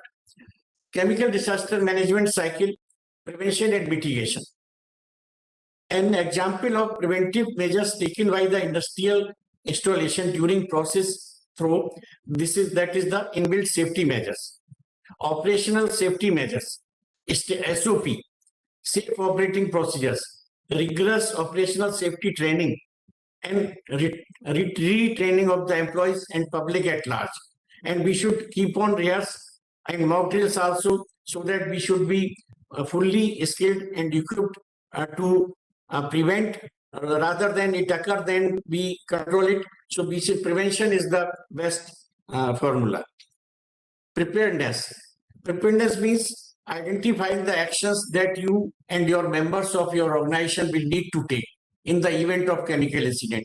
Simple meaning of this, that we should first of all we should know the chemical, its all datas, MSDS, and what are the explosive limit, what are its hazardous limit, and we should display all safeties related to chemicals and its storage or manufacturing. Then we should identify its hazardness and vulnerability analysis, and we should keep with the proper interval the mock drills, so that the process people and the mock drill of by the so everybody will come learn within 15 days interval or monthly interval, that what are their role. So all teams are equipped, like a combat team, rescue team, evacuation team, medical team, and the operation and maintenance team. So they, by virtue of practicing, they will be knowing that what are their role. So at the time of emergency, they will not confuse and they will not look to each other, and they will perform their own role. So this is preparedness. Warning phase, preceding a chemical incident. Occasionally, a period can be identified when it becomes obvious that something hazardous will occur. Process people slowly, if they do not do not disobey or do not ignore or do not neglect the alarms and alerts. So that these are the indications that some vulnerability or hazardousness is increasing, and there should not be any interlock bypass. Otherwise, process safety will automatically take care, and this major disaster will not lead. Response phase. This is very important, as we discussed. Whenever emergency has occurred, then we should be clearly identifying that what is the cause and what is the hazard, and assessing exposure from the hazard to the population and environment at risk. We should minimize this. Mobilizing and positioning emergency equipment, responders who may be like all the teams should be activated. Your combat team should be activated immediately. Your first aid and medical assistance team should be activated. These all this your firefighting team, taking actions to limit harm to the population either by in place of sheltering or evacuation. This is the duty of the district administration as well as industry administration. Identifying the environmental contamination, and now we have to recover, restore, and to all the damaged infrastructure, services, and whatsoever damage has been done. Recovery, this is the same. Chemical incident can damage vital services like water, light, gas, roads. Rehabilitation is providing for the short term and the long term. There might be some sort of disaster should be in that many people have lost their houses also. So government should provide them the loans and etc. And their or health issues and their all emotional recovery should be taken care. Reconstruction, I think I have covered reconstruction of many things. Infrastructure has to be taken care. Now, sir, these are the till now I have expressed the case studies and whatever the causes and preparedness. Now I am concentrating that IFCO is also having some hazardous chemicals, and what preparedness we have at IFCO so that we can control any type of disaster. Sir, actually IFCO Paradip is the coastal zone, so we come in seismic zone 3rd, so moderate risk zone is there. This is again cyclonic zone also. Many 6-7 cyclones comes every year, but luckily after 99, the Paradip's the most deadly cyclone which you all might have heard, that has not come, and all other cyclones can be taken care of with little losses. And now then the again reconstruction and restoring. The hazardous chemicals which at Paradip we store, the main is the ammonia. Our storage capacity is 50,000 metric ton, and threshold limit as per the directives of the MAH rules is threshold limit is 600 metric ton. So when our storage is above 600 metric ton or threshold value, then we have to address it as a most hazardous, and we have to prepare our on-site plan and off-site plans. Another hazardous are chlorine, 4.5 metric ton, but these are all are below its threshold limit. Furnace oil, high-speed diesel, sulfuric acid, phosphoric acid, and sodium hydroxide. So main is ammonia. Of course, chlorine is also a very vulnerable gas. So first of all, we will concentrate on, or I will describe about the safety at ammonia storage and its safe handling. Actually, these are all shown that we import ammonia, and from the port to jetty, there is a pipeline, insulated pipeline, port to jetty around 3.5 kilometer pipeline. Then it comes to our plant area and we receive in the tank. So we have 3 tanks, 20,000 ton, 2 tanks, and another is 10,000 metric ton. Sir, this is the construction of ammonia storage. You see, this is the foundation. This you see carefully, you can understand the construction. Our construction is in itself which is safe. The bottommost is the inner pile, then the foundation slab, then pedestal isolator, then 25 mm thick sand layer is there at the ground.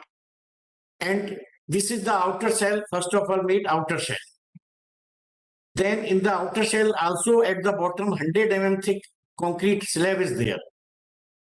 Then sir, then comes the inner tank. So it is a tank in a tank. So you can say this cup in a cup. So there is a advantage. You will know that in between two tanks, there is a annular space. So what will happen when your inner tank with the ammonia, it gets pressurized, then and some leaks, then it will come to the outer shell, outer tank layer, and this annular space will also occupy some volume of the ammonia vapor or this chemical. So it can further hold double safety. And this roof is suspended roof is there at the top. And all the full tank is insulated, cuff insulation is there, so that the heat should not, the ammonia chemical should not be heated by the environment, because as you know, ammonia is the chemical which at atmospheric pressure it can be kept in the liquid form at -33°C. So if we get heat, then it will evaporate. So ammonia boiling point, you can understand that at atmospheric pressure, it is -33. So it is highly volatile. Now, sir, what will happen when ammonia will vaporize? So what safety we have? Suppose if pressure, this ammonia tank operates at the pressure of the 350 to 400 mm of WC, water column. So suppose if pressure rises, then there are 5 relief valves. Its setting is 850, 900, 950, 1000 and 1050 mm of water column. So this will release the gases. Another safety reverse manner, if it gets vacuum in the tank, then we have 2 vacuum breather. Set point is -50 mm of WC. So in this way, ammonia comes when we receive from the port, and ammonia is filled inside the tank. So this is all about the structure. Now, sir, what happens when ammonia comes from the port? Then whole line is pre-cooled so that ammonia can be received in liquid form, and in the liquid form it is stored. Now, so this is stored in -33°C minimum, so that it can be kept in a liquid form. Now, so this all I have expressed while I was showing this. These are all -33, 300 to 400 mmWC is the operating pressure.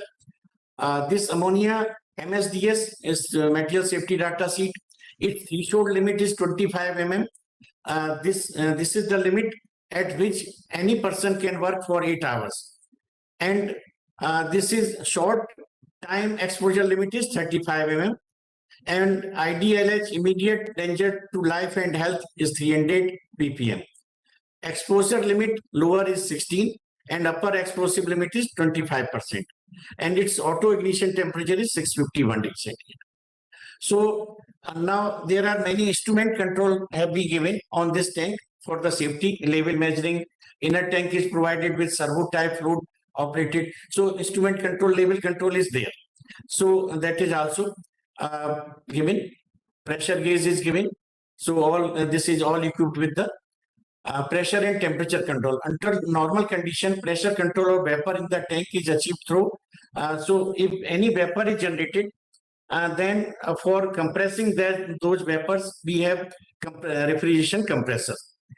And so this operation takes care of vapor generated during unloading of ammonia and vapor generated as boil of 920 kg per hour of the vapor generated can be taken care of with our compressor. So now to control the vapor pressure or the vapors and the load of vapors either at the time of unloading or due to any this heat to the tank.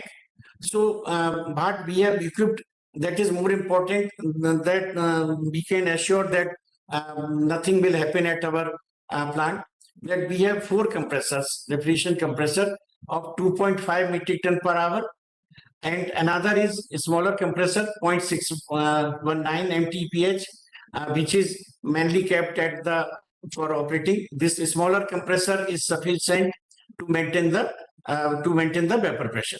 But in addition to that, we have 4 more if there is any emergency.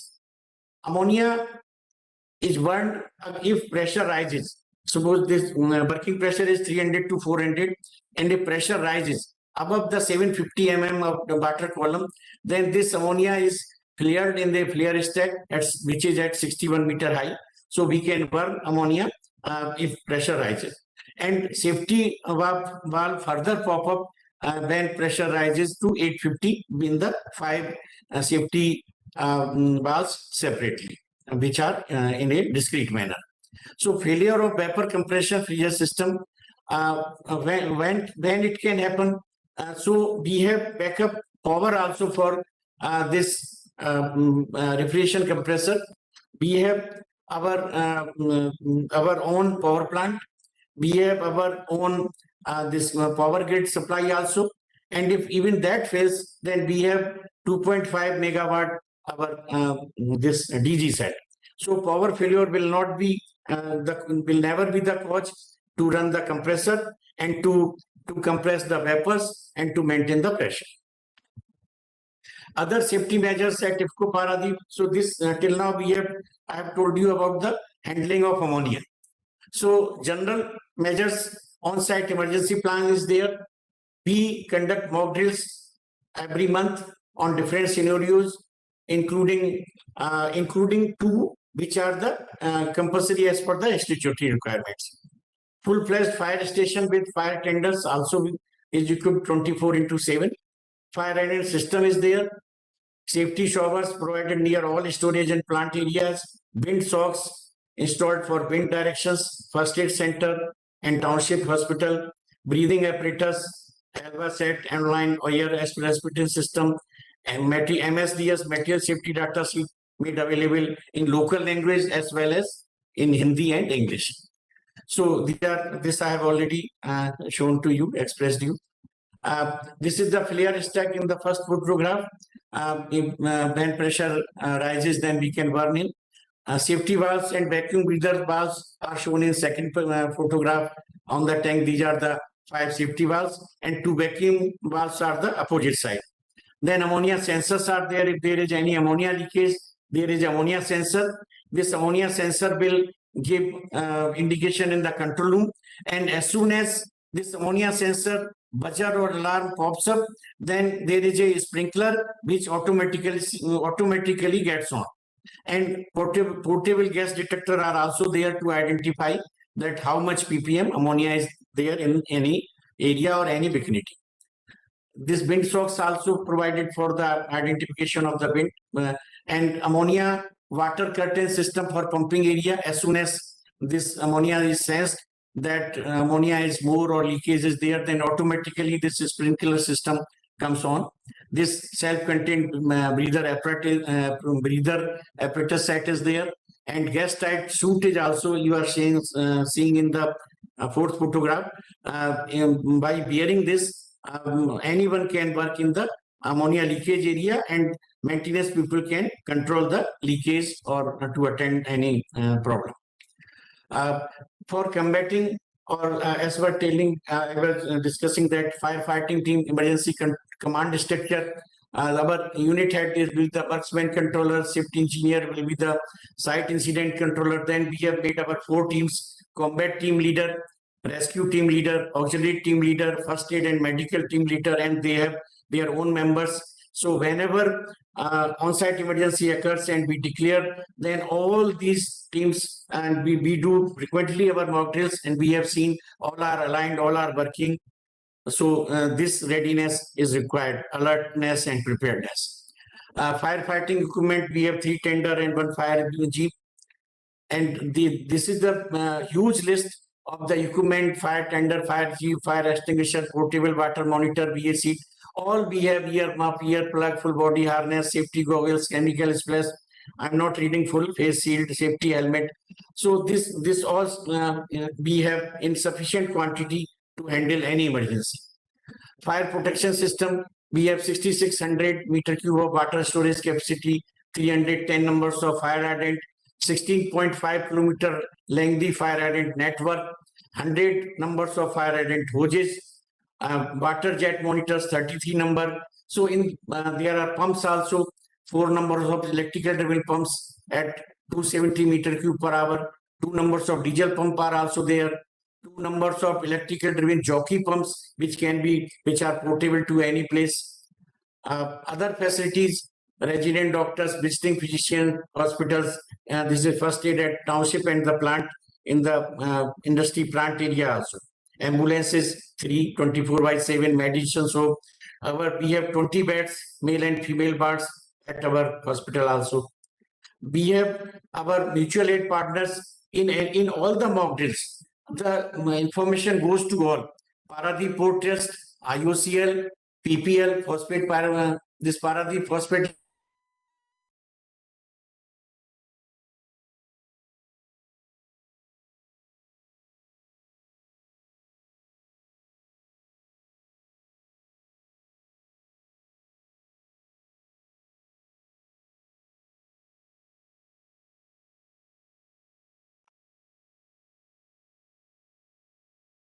Sir, no voice is coming. Audio is off.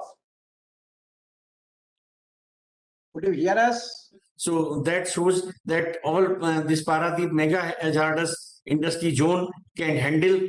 So all industries are well equipped and add to help to each other. So these are the mutual aid partner contract. On-site emergency plan we have. This is referred by the Disaster Management Institute, Bhopal. And so this disaster management Bhopal have studied our plant, and they have studied 4 scenarios. Our number 1 scenario, catastrophic failure of ammonia refrigeration tank, resulting into instantaneous release due to earthquake, structural collapse, and overpressurization. Scenario 2, full bore rupture of transfer pipeline, ammonia to process plant, the fertilizer plant, DAP plant, connected to ammonia storage tank. So full bore rupture of the pipeline, another scenario. Third scenario, full bore rupture of transfer pipeline from jetty to plant. The export which we receive, the import ammonia from jetty to plant, and in between pipeline, which is this 3.5 kilometer pipeline is coming from the outer offsite area of the plant. So this is exposed to the normal road, normal civil, normal town, normal city. So that is more dangerous because this leakage will occur in the area offsite area. So this has been also studied. When these all 4 areas the region of causes will occur, then how we have to handle. So we have prepared and rehearsed well. Another 4th release of chlorine vapor. We have chlorine also. So due to catastrophic failure of single chlorine toner. So in this, like first earthquake was structural, then of course this will be very dangerous. The fatality will be up to, this was studied, fatality will be up to 9.6 kilometer of the vicinity, and more than 10 kilometer area, it can be for the immediate danger and danger to life and health. So 3.5% of fatality could be possible if this. The map has also shown that this red zone is the area will come under the most fatality zone. If earthquake damages the tanks and everything, storage will release to the environment. But this will be very serious. One cannot imagine. Another scenario, full bore rupture inside the plant from ammonia storage tank to the process consumer plant.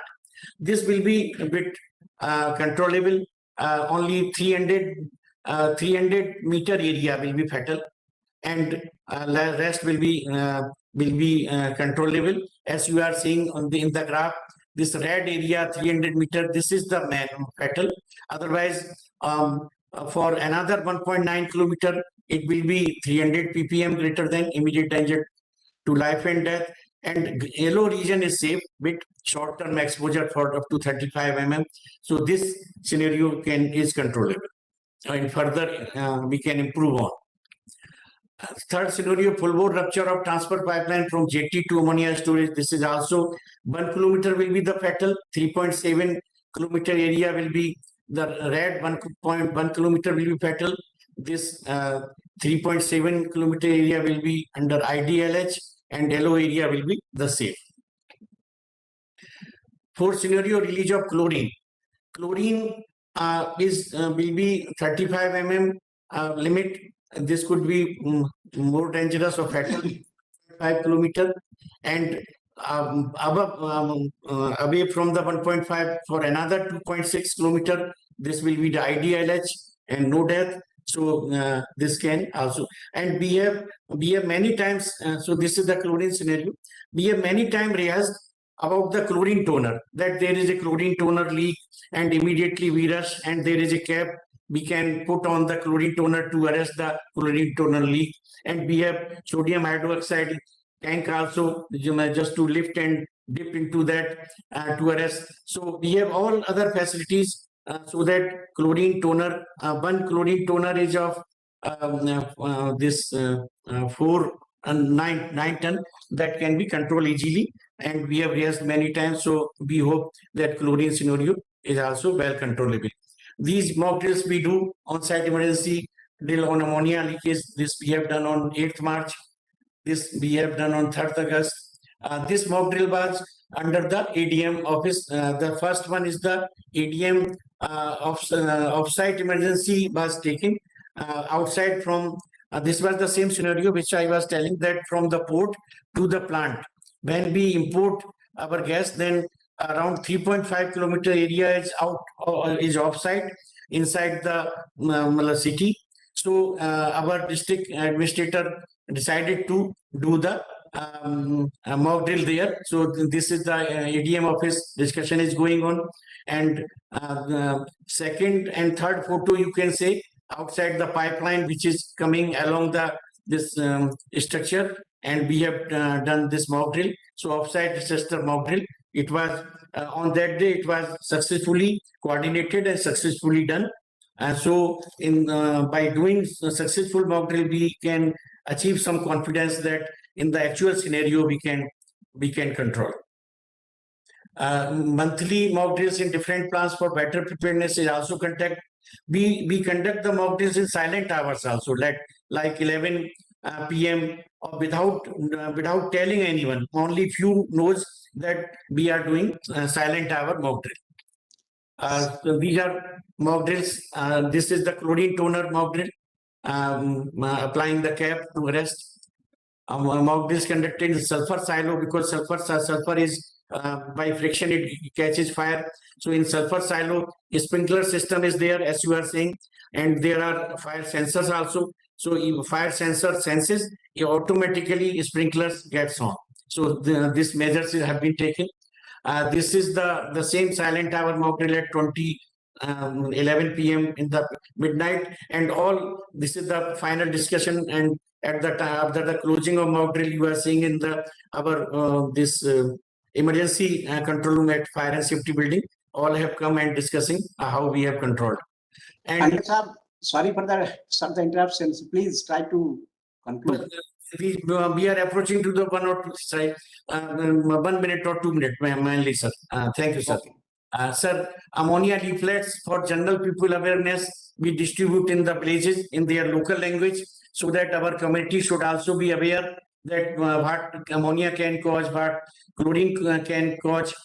And in schools also we go and educate and distribute leaflet and educate the people.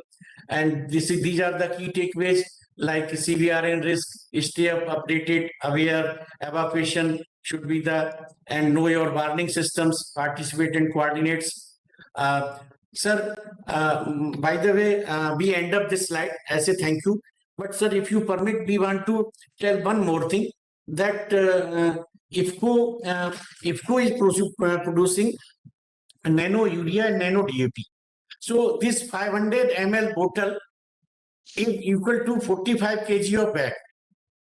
So, sir, when we make 6,000 or 7,000 ton of DAP from our plant, then we consume around 13 to 1,400 of ammonia. in this plant, we will produce 10,000 bottles per day. And for per day consumption, here only 6 ton of ammonia will be used in place of 1,500 ton of ammonia. This is also one step ahead to control the disaster when we handle less, rather 1,500 ton per day of ammonia consumption, and here it is 6 ton per day of ammonia consumption. Then this will also reduce our hazards and vulnerability. So this will also add to disaster. So this aspect I express just for the our chemical disaster management. Another thing, sir, I want to add, this will not, the advantage of this soil pollution will be controlled. This will be sprayed by drone on the leaves, and the 45 kg bag will be replaced by 500 ml bottle. This is transportable, easy transportation or truck will also come down. Transportation cost and transportation amenities and fuel consumption will also reduce. And another thing, on this government subsidy load will be minimized. So in brief, sir, this is about the nano fertilizer. Thank you, sir. Thank you very much, Pandeyji. Very exhaustive and very informative lecture, starting from your general, then the phenomena or the incident happened all over the even world also. You have explained step by step and year by year. Thereafter, you have gone inside the phenomena of what is happening in your IFCO and how the safety measures are taken. And you have talked a lot about the preparedness, warning phase, response phase, recovery and rehabilitation, reconstruction, and even time to time or after regular interval mock drills you are providing to get rid of such type of if accident takes place. And that pipeline is there from the Bay of Bengal to a factory, that 3.5 kilometer, so that no disaster or no accident should take place, and you are motivating the people. So very wonderfully you have explained, and operational controls in the factory you have highlighted nicely. So overall it is very informative lecture, Pandey sir. We are very much thankful to you. Thank you, sir. Now sir, one or two question is there, so please. One person has asked, Venkateswar Chektala, he is asking, is there any detection system in outer shell to find out the leak? Sir, only there is one system is there, that is a thermal sensors are there Yes. to show temperature if outer cell leaks and this ammonia comes to the outer cell, then there are a temperature sensor is there which can sense that minus 33 ammonia has come to the outer cell or some colder. So this temperature sense can tell us that there is a leak in the inner tank. Okay, fine, sir. Beautifully you have given the answer. Thank you very much, sir. Now, keeping in view the time constant, already it is over, but still that our colleague Mr. Hari is writing. So I welcome Hari. He'll talk about the topic on basics of industrial disasters. So after listening a lot, so we listen from our colleague. He's very dynamic scientist. So Mr. Hariyar, he's an engineer and urban planner by heart and having experience in disaster management. He has worked closely in coordination with various organizations, particularly in government agencies, for DRR, development and disaster risk reduction projects. Previously, he has worked with the Gujarat State Disaster Management Authority as a senior manager, and last almost 1.5 years he is working in this NIDM. He is a very dynamic fellow and leading scientist, engineer to propagate about the disaster and to how propagate on the disasters protection, preparation, mitigation, all the things in the field of this disaster management. So with this, I hand over to Hari. So to take the stage now, I will provide you the share button. Okay, Hari, please carry on. Thank you, sir. Thank you for your kind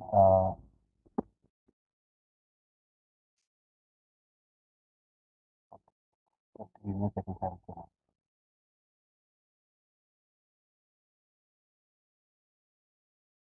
Hello, sir. Can you confirm whether my screen is visible?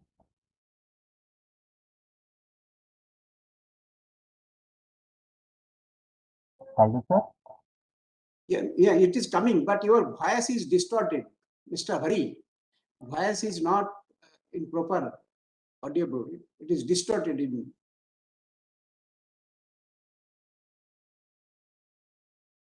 You now? No, little improved, little, say only hardly 10%.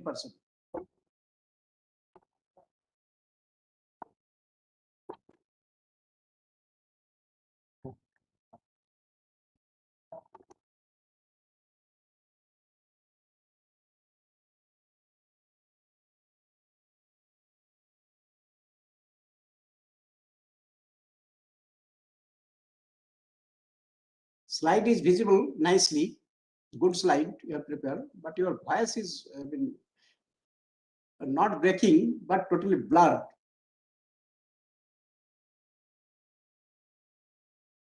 Now it is not coming at all. Hello?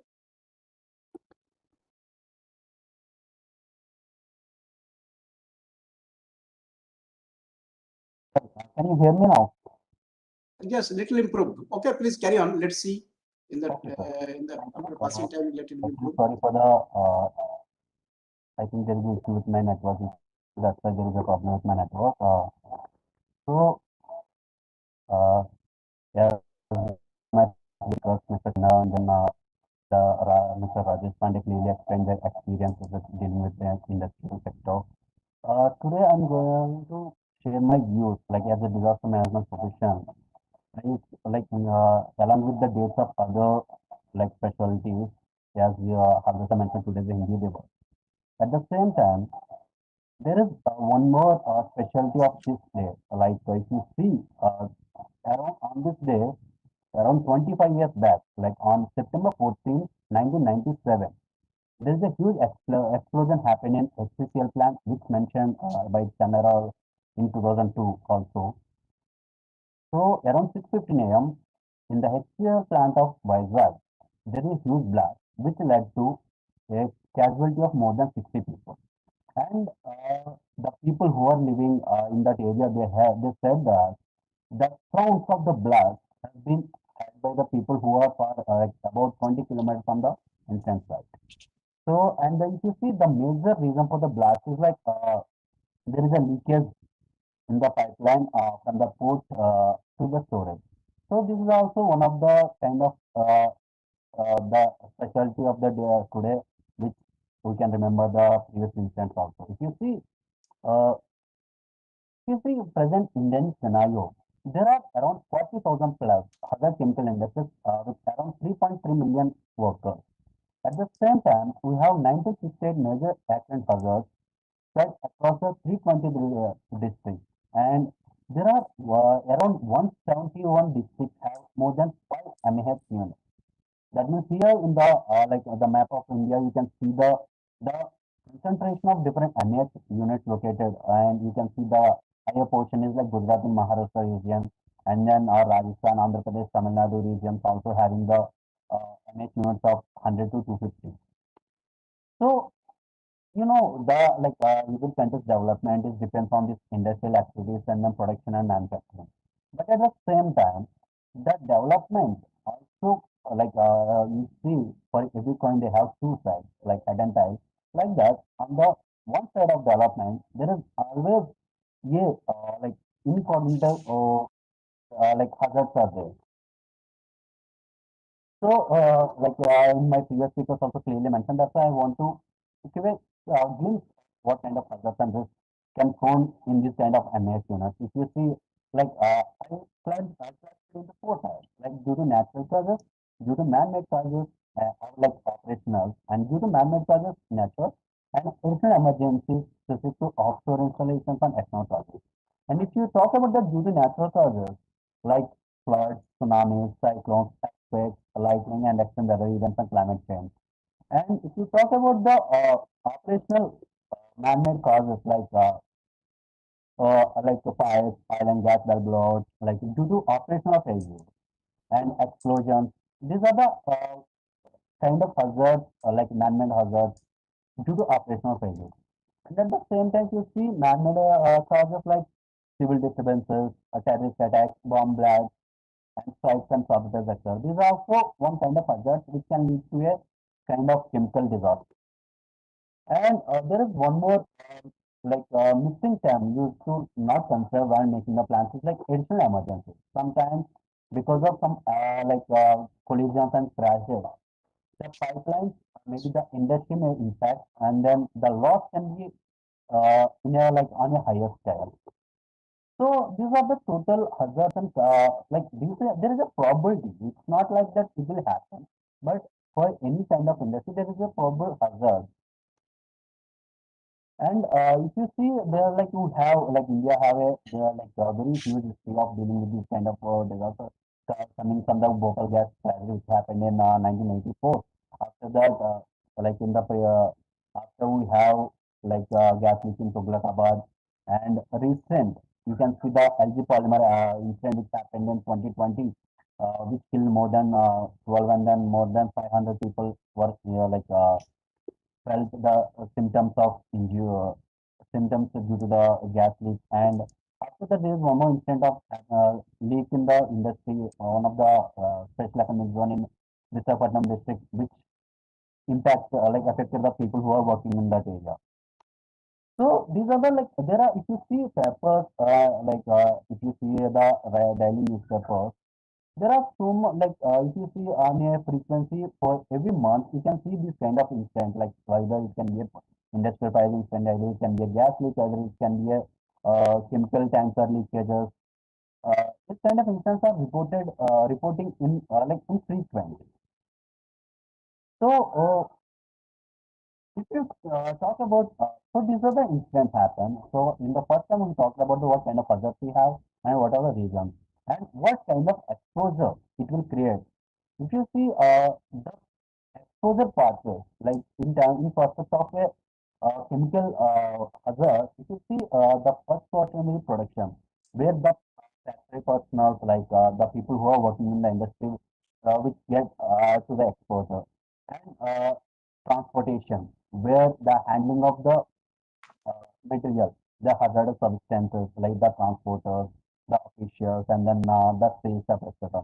And the third thing is a salient use process, like consumer and environment exposure, like air, water, soil, and post use.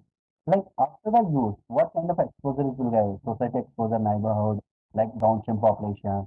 So these are the pathways like production, transportation, sale and purchase, and post use. In these four segments, the people can get exposure to this chemical hazard. And what will be the impact? So if you see, the effects will be two types. Like one is on the human toxicity and environmental toxicity. So if you talk about the human toxicity, like people used to get the different kind of symptoms like irritation of skin, eyes and respiratory tract, narcosis and anesthesia, and cancers, damage to the fuel, like genetic damage and the falling unit. At the same time, if you talk about the environmental toxicity, the total ecosystem will damage. Like the either it can be flora and fauna, and the environmental, the forestry, and then the green cover.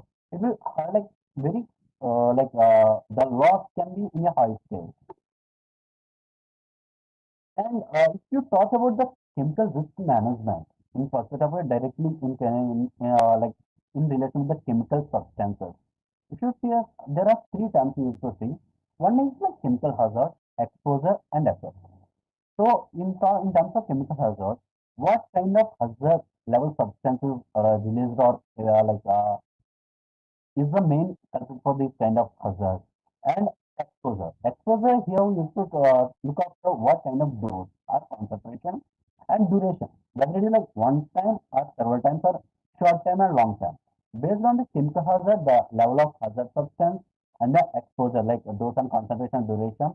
Based on this two options, we used to identify what kind of effect. That means what kind of probable severity can create in that surroundings or in that area. And here the risk assessment process, like once you have to identify the risk, we used to make the assessment process. Like here, in a simple term, we used to follow a four-step risk assessment process where in the first step, we used to identify the risk like hazard identification, where what kind of substance and what kind of severity and what kind of health problems can be caused by this kind of substance.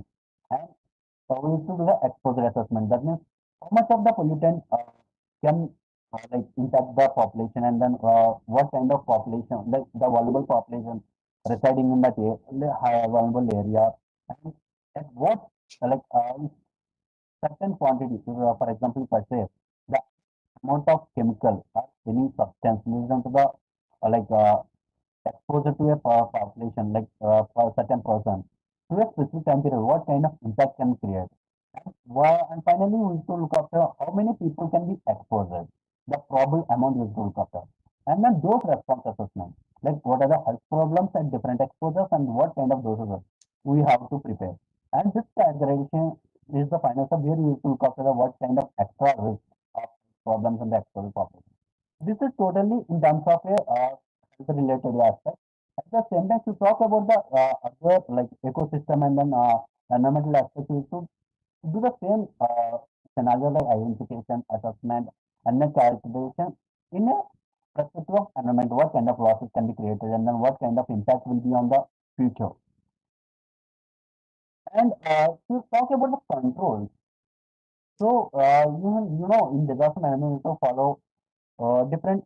If there is a disaster management cycle where you look after like minimizing the risk instead of happening the thing.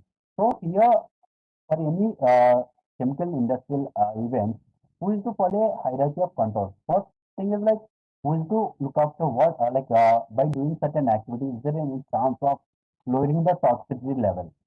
And if that is not possible, then we need to look after the process changes to reduce the exposure. And if it is not, after that, you should after like isolation of chemicals. And if it is not possible, ventilation and engineering controls, PPE kits. And finally, if these techniques are not controlled, like not utilized and then not giving the ample amount of results, then you need to go for the last and final opportunity like incident response. And as I mentioned earlier, in chemical emergency, we need to follow four steps like prevention, preparation, response, and recovery. So we used to follow a proverb here like prevention is always better than cure. And then in the like one more thing we used to follow in disaster risk management is like uh, prepare for the worst and then do your best. So for any emergencies, prevention, response, and it can be taken in a like by doing certain kind of activities like that. They are like in simple terms, it can be engineering control, it can be administrative control. Under engineering control, we can adapt this technique in the process phase, or maybe taking the equipment, or maybe in the measures for the ventilation. Like in the process phase means using the adequate methods like wet methods and using the appropriate vacuum, steam cleaning, electric motors, automation, and mechanical transportation. These are certain techniques like based on the industry. If you use a certain kind of if you change the processing plants and it results in minimizing the risk. That is also one of the key elements for reducing the risk in any chemical disaster scenario. And if you talk about equipment, in the previous session, in the previous speaker also you mentioned in the para report, they mentioned they have a very ammonia tank with highly latest equipment which rejects ammonia gas leaks and everything. Like that, if you have a anti-leak equipment facilities and a gas leak detection devices, and other measures like spill kits, emergency showers, and eye washers, first aid kits, like in relevant to the industry, like what kind of industry and and respect to first aid kit, and then appropriate PPE as for the industry, because what happens is like we used to prefer different kind of PPEs as per the material products like manufacturing, like producing in the industry. So these are the different elements where you used to consider in terms of a controls related to equipment. And if you talk about the ventilation, so if you see the production units, the MS units like maybe large scale, and then if you have a proper ventilation, so it can reduce the risk of the people who are working in that area. And at the same time, if you use the local exhaust ventilation services chemicals and operations, it can minimize the impact on the nature. At the same time, the the people who are working in that area also. And if you talk about the administrative controls, here we can like more of a preparedness phase where we used to focus on the emergency response, like risk reduction, like we used to form a response teams for first responder teams, cleanup teams, first aid teams, and disposal teams. So we used to make a different teams, and then we with a designated roles and responsibilities in terms of any kind of incident. And there should be a regular checkup, by conducting mock drills, like on-site drills and off-site drills, to check the efficiency and make similar with the different scenarios which can be the problem in that industry. And if you talk about the work practices like developing and implementing SOPs, like in relevant to the different scenarios, by creating different scenarios which can be where there is a chance of occurrence of this kind of situation in that industry. And training and education of employees about the operating procedures. Because what we found is every industry, like almost after the DMS, there are so many industries they adopted, they prepared the DM plans and then they have developed the SOP. But the thing is, uh, there in some industries, there are people who don't know what kind of SOPs they have to follow in terms of any kind of sense of emergency and what kind of measures they have to take. This is also one of the shortcomings where we used to look after by conducting regular mock drills and then trying to the employees.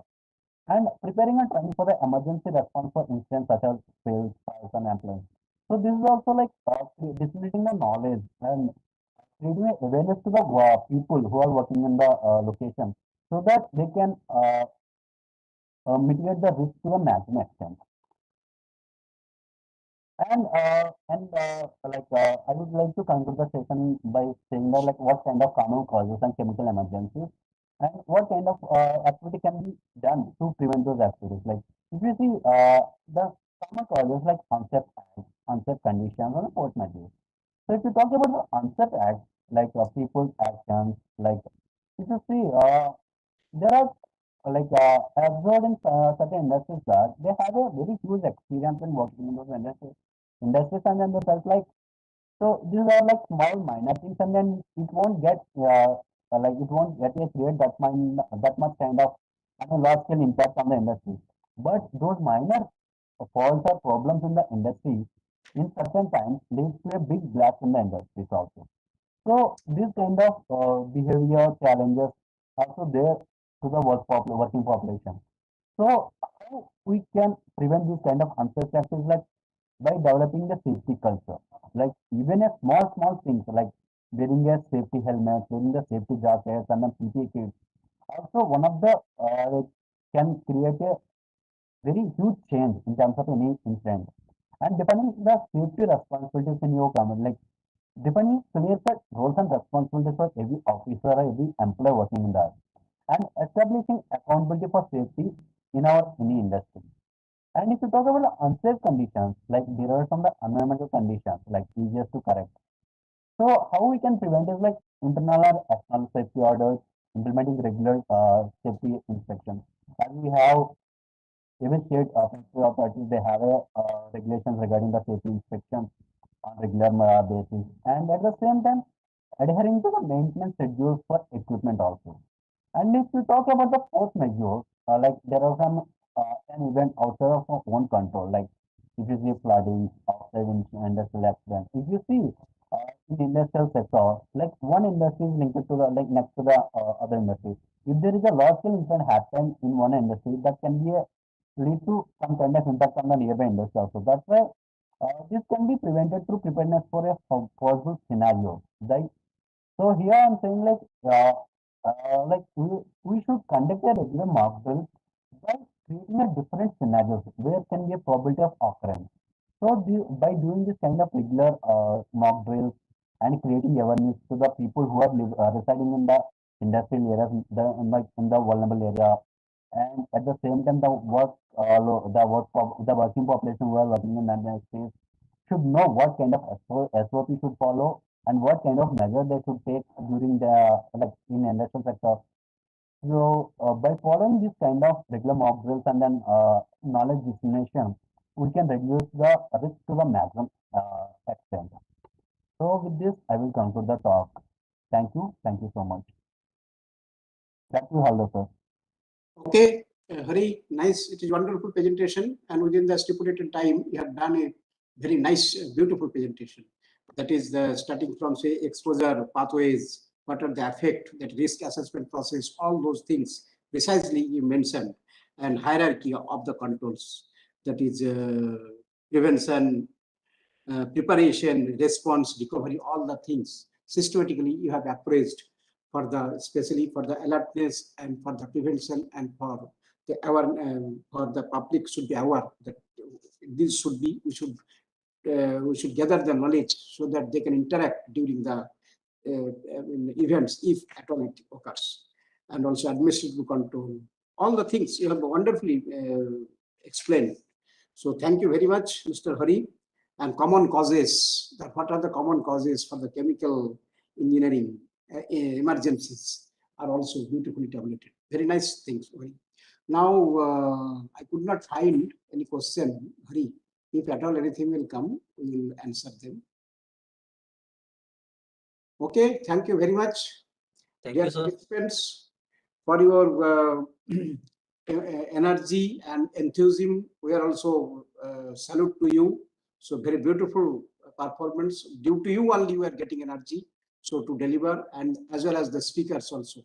So now as a customary that I have to present the vote of thanks, that firstly I should put my gratefulness or gratitude to the Executive Director of NIDM for his continuous support and to manage all those this type of training, online or offline. We should take care, we should conduct in timely as well as regularly. So sir, it is thankful to you. We are getting motivation from you. Next is Professor Surya Prakash, always his support for us and different topics. He used to tell us even cyber disaster also, and other topics, CBRN is also. So to motivate and to get the expert and propagate the knowledge and propagate the preparedness for disaster purposes on various aspects. So I put my heartfelt thanks to you, Professor Surya Prakash. And next is the eminent speaker, that is our this Chinna Rao sir. So he's having enough knowledge, enormous knowledge in the industries. He has beautifully explained all the things, but some problem was there initially and afterwards also. So initially, so he has, that's why he has joined a bit late, but his, I mean, the presentation is worthy. Though it was a continued, even the language was some problem, but still then he has given from his slide and slides and from his way of talking, you can guess, you can gesture what you want to say, and he has given from his experience, it has given a very good insight to our participants and to me also. Really, it is very, and also I'm thankful to you, Mr. Chinna Rao, and also the next speaker was that Dr. Rajendra Pandit. He's beautifully, and in general he spoke, and after that the case studies he has given, and all over India and abroad, what are the scenarios. So I'm thankful to you. Beautiful presentation, sir. And then our Hari always used to motivate the people, and he used to put the new things, and to within the limited time he used to speak. So I put my thanks to Mr. Hari also. Next is the participants. Not next, they are the in between. So participants are encouraging us. And so I put my heartfelt thanks on behalf of my institute to all the participants. And then next, and if I am forgetting at all, then I put thanks from my face, from my heart to them. Now, again, it will come to the end. Before that, I want to share you that again, I am going to conduct one training, online training, that is from 21st of this month. That is on Wednesday, Thursday, and Friday. Same time, and that is in the line. So please do the after registration, this enrollment, or else you cannot get.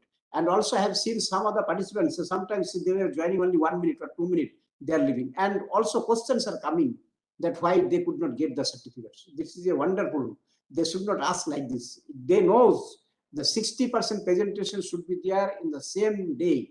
If it is training for more than 3 days, more than 1 day, then regularly they should have 60% attendance. Earlier it was 80%, now it is 60%.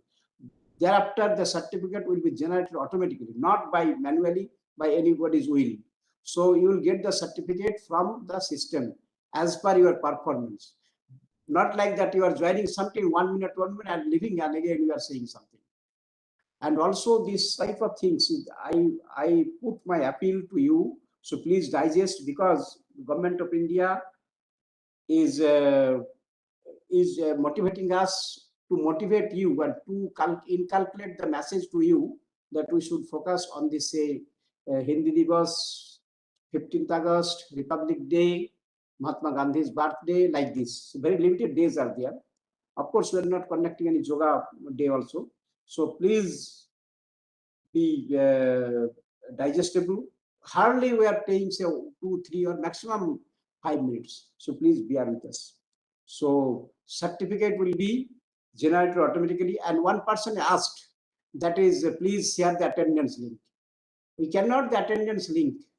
You will be getting, and of course, whatever is there, from there you can see if at all who has joined. But we cannot share the attendance link. Only if you are clicking the attendees link, then and that you will be joining. That's all. But we cannot provide the attendance link. I don't know in which way or what way you are asking that. Or attendance list. Attendance never we cannot provide. That will be automatically generated for the computer afterwards, not now. So after this training, you might be knowing at least 3 to 4 hours it takes to generate the certificate, because computer is also assessing. Because some people has joined, say, after interval of 5 minutes, 10 minutes, half an hour, so they will assemble within that. So that's why for processing the time taking. So certificate will be automatically generated. And but I have to update the attendance. That is true, you will be getting. So I put my appeal, so please follow this, and if at all anything is feeling within the lectures, definitely you are welcome to put your suggestion. So I put my end here. Thank you very much, and we'll see you on 21st, 22nd, and 23rd. Okay, I will be leaving this event. Thank you very much.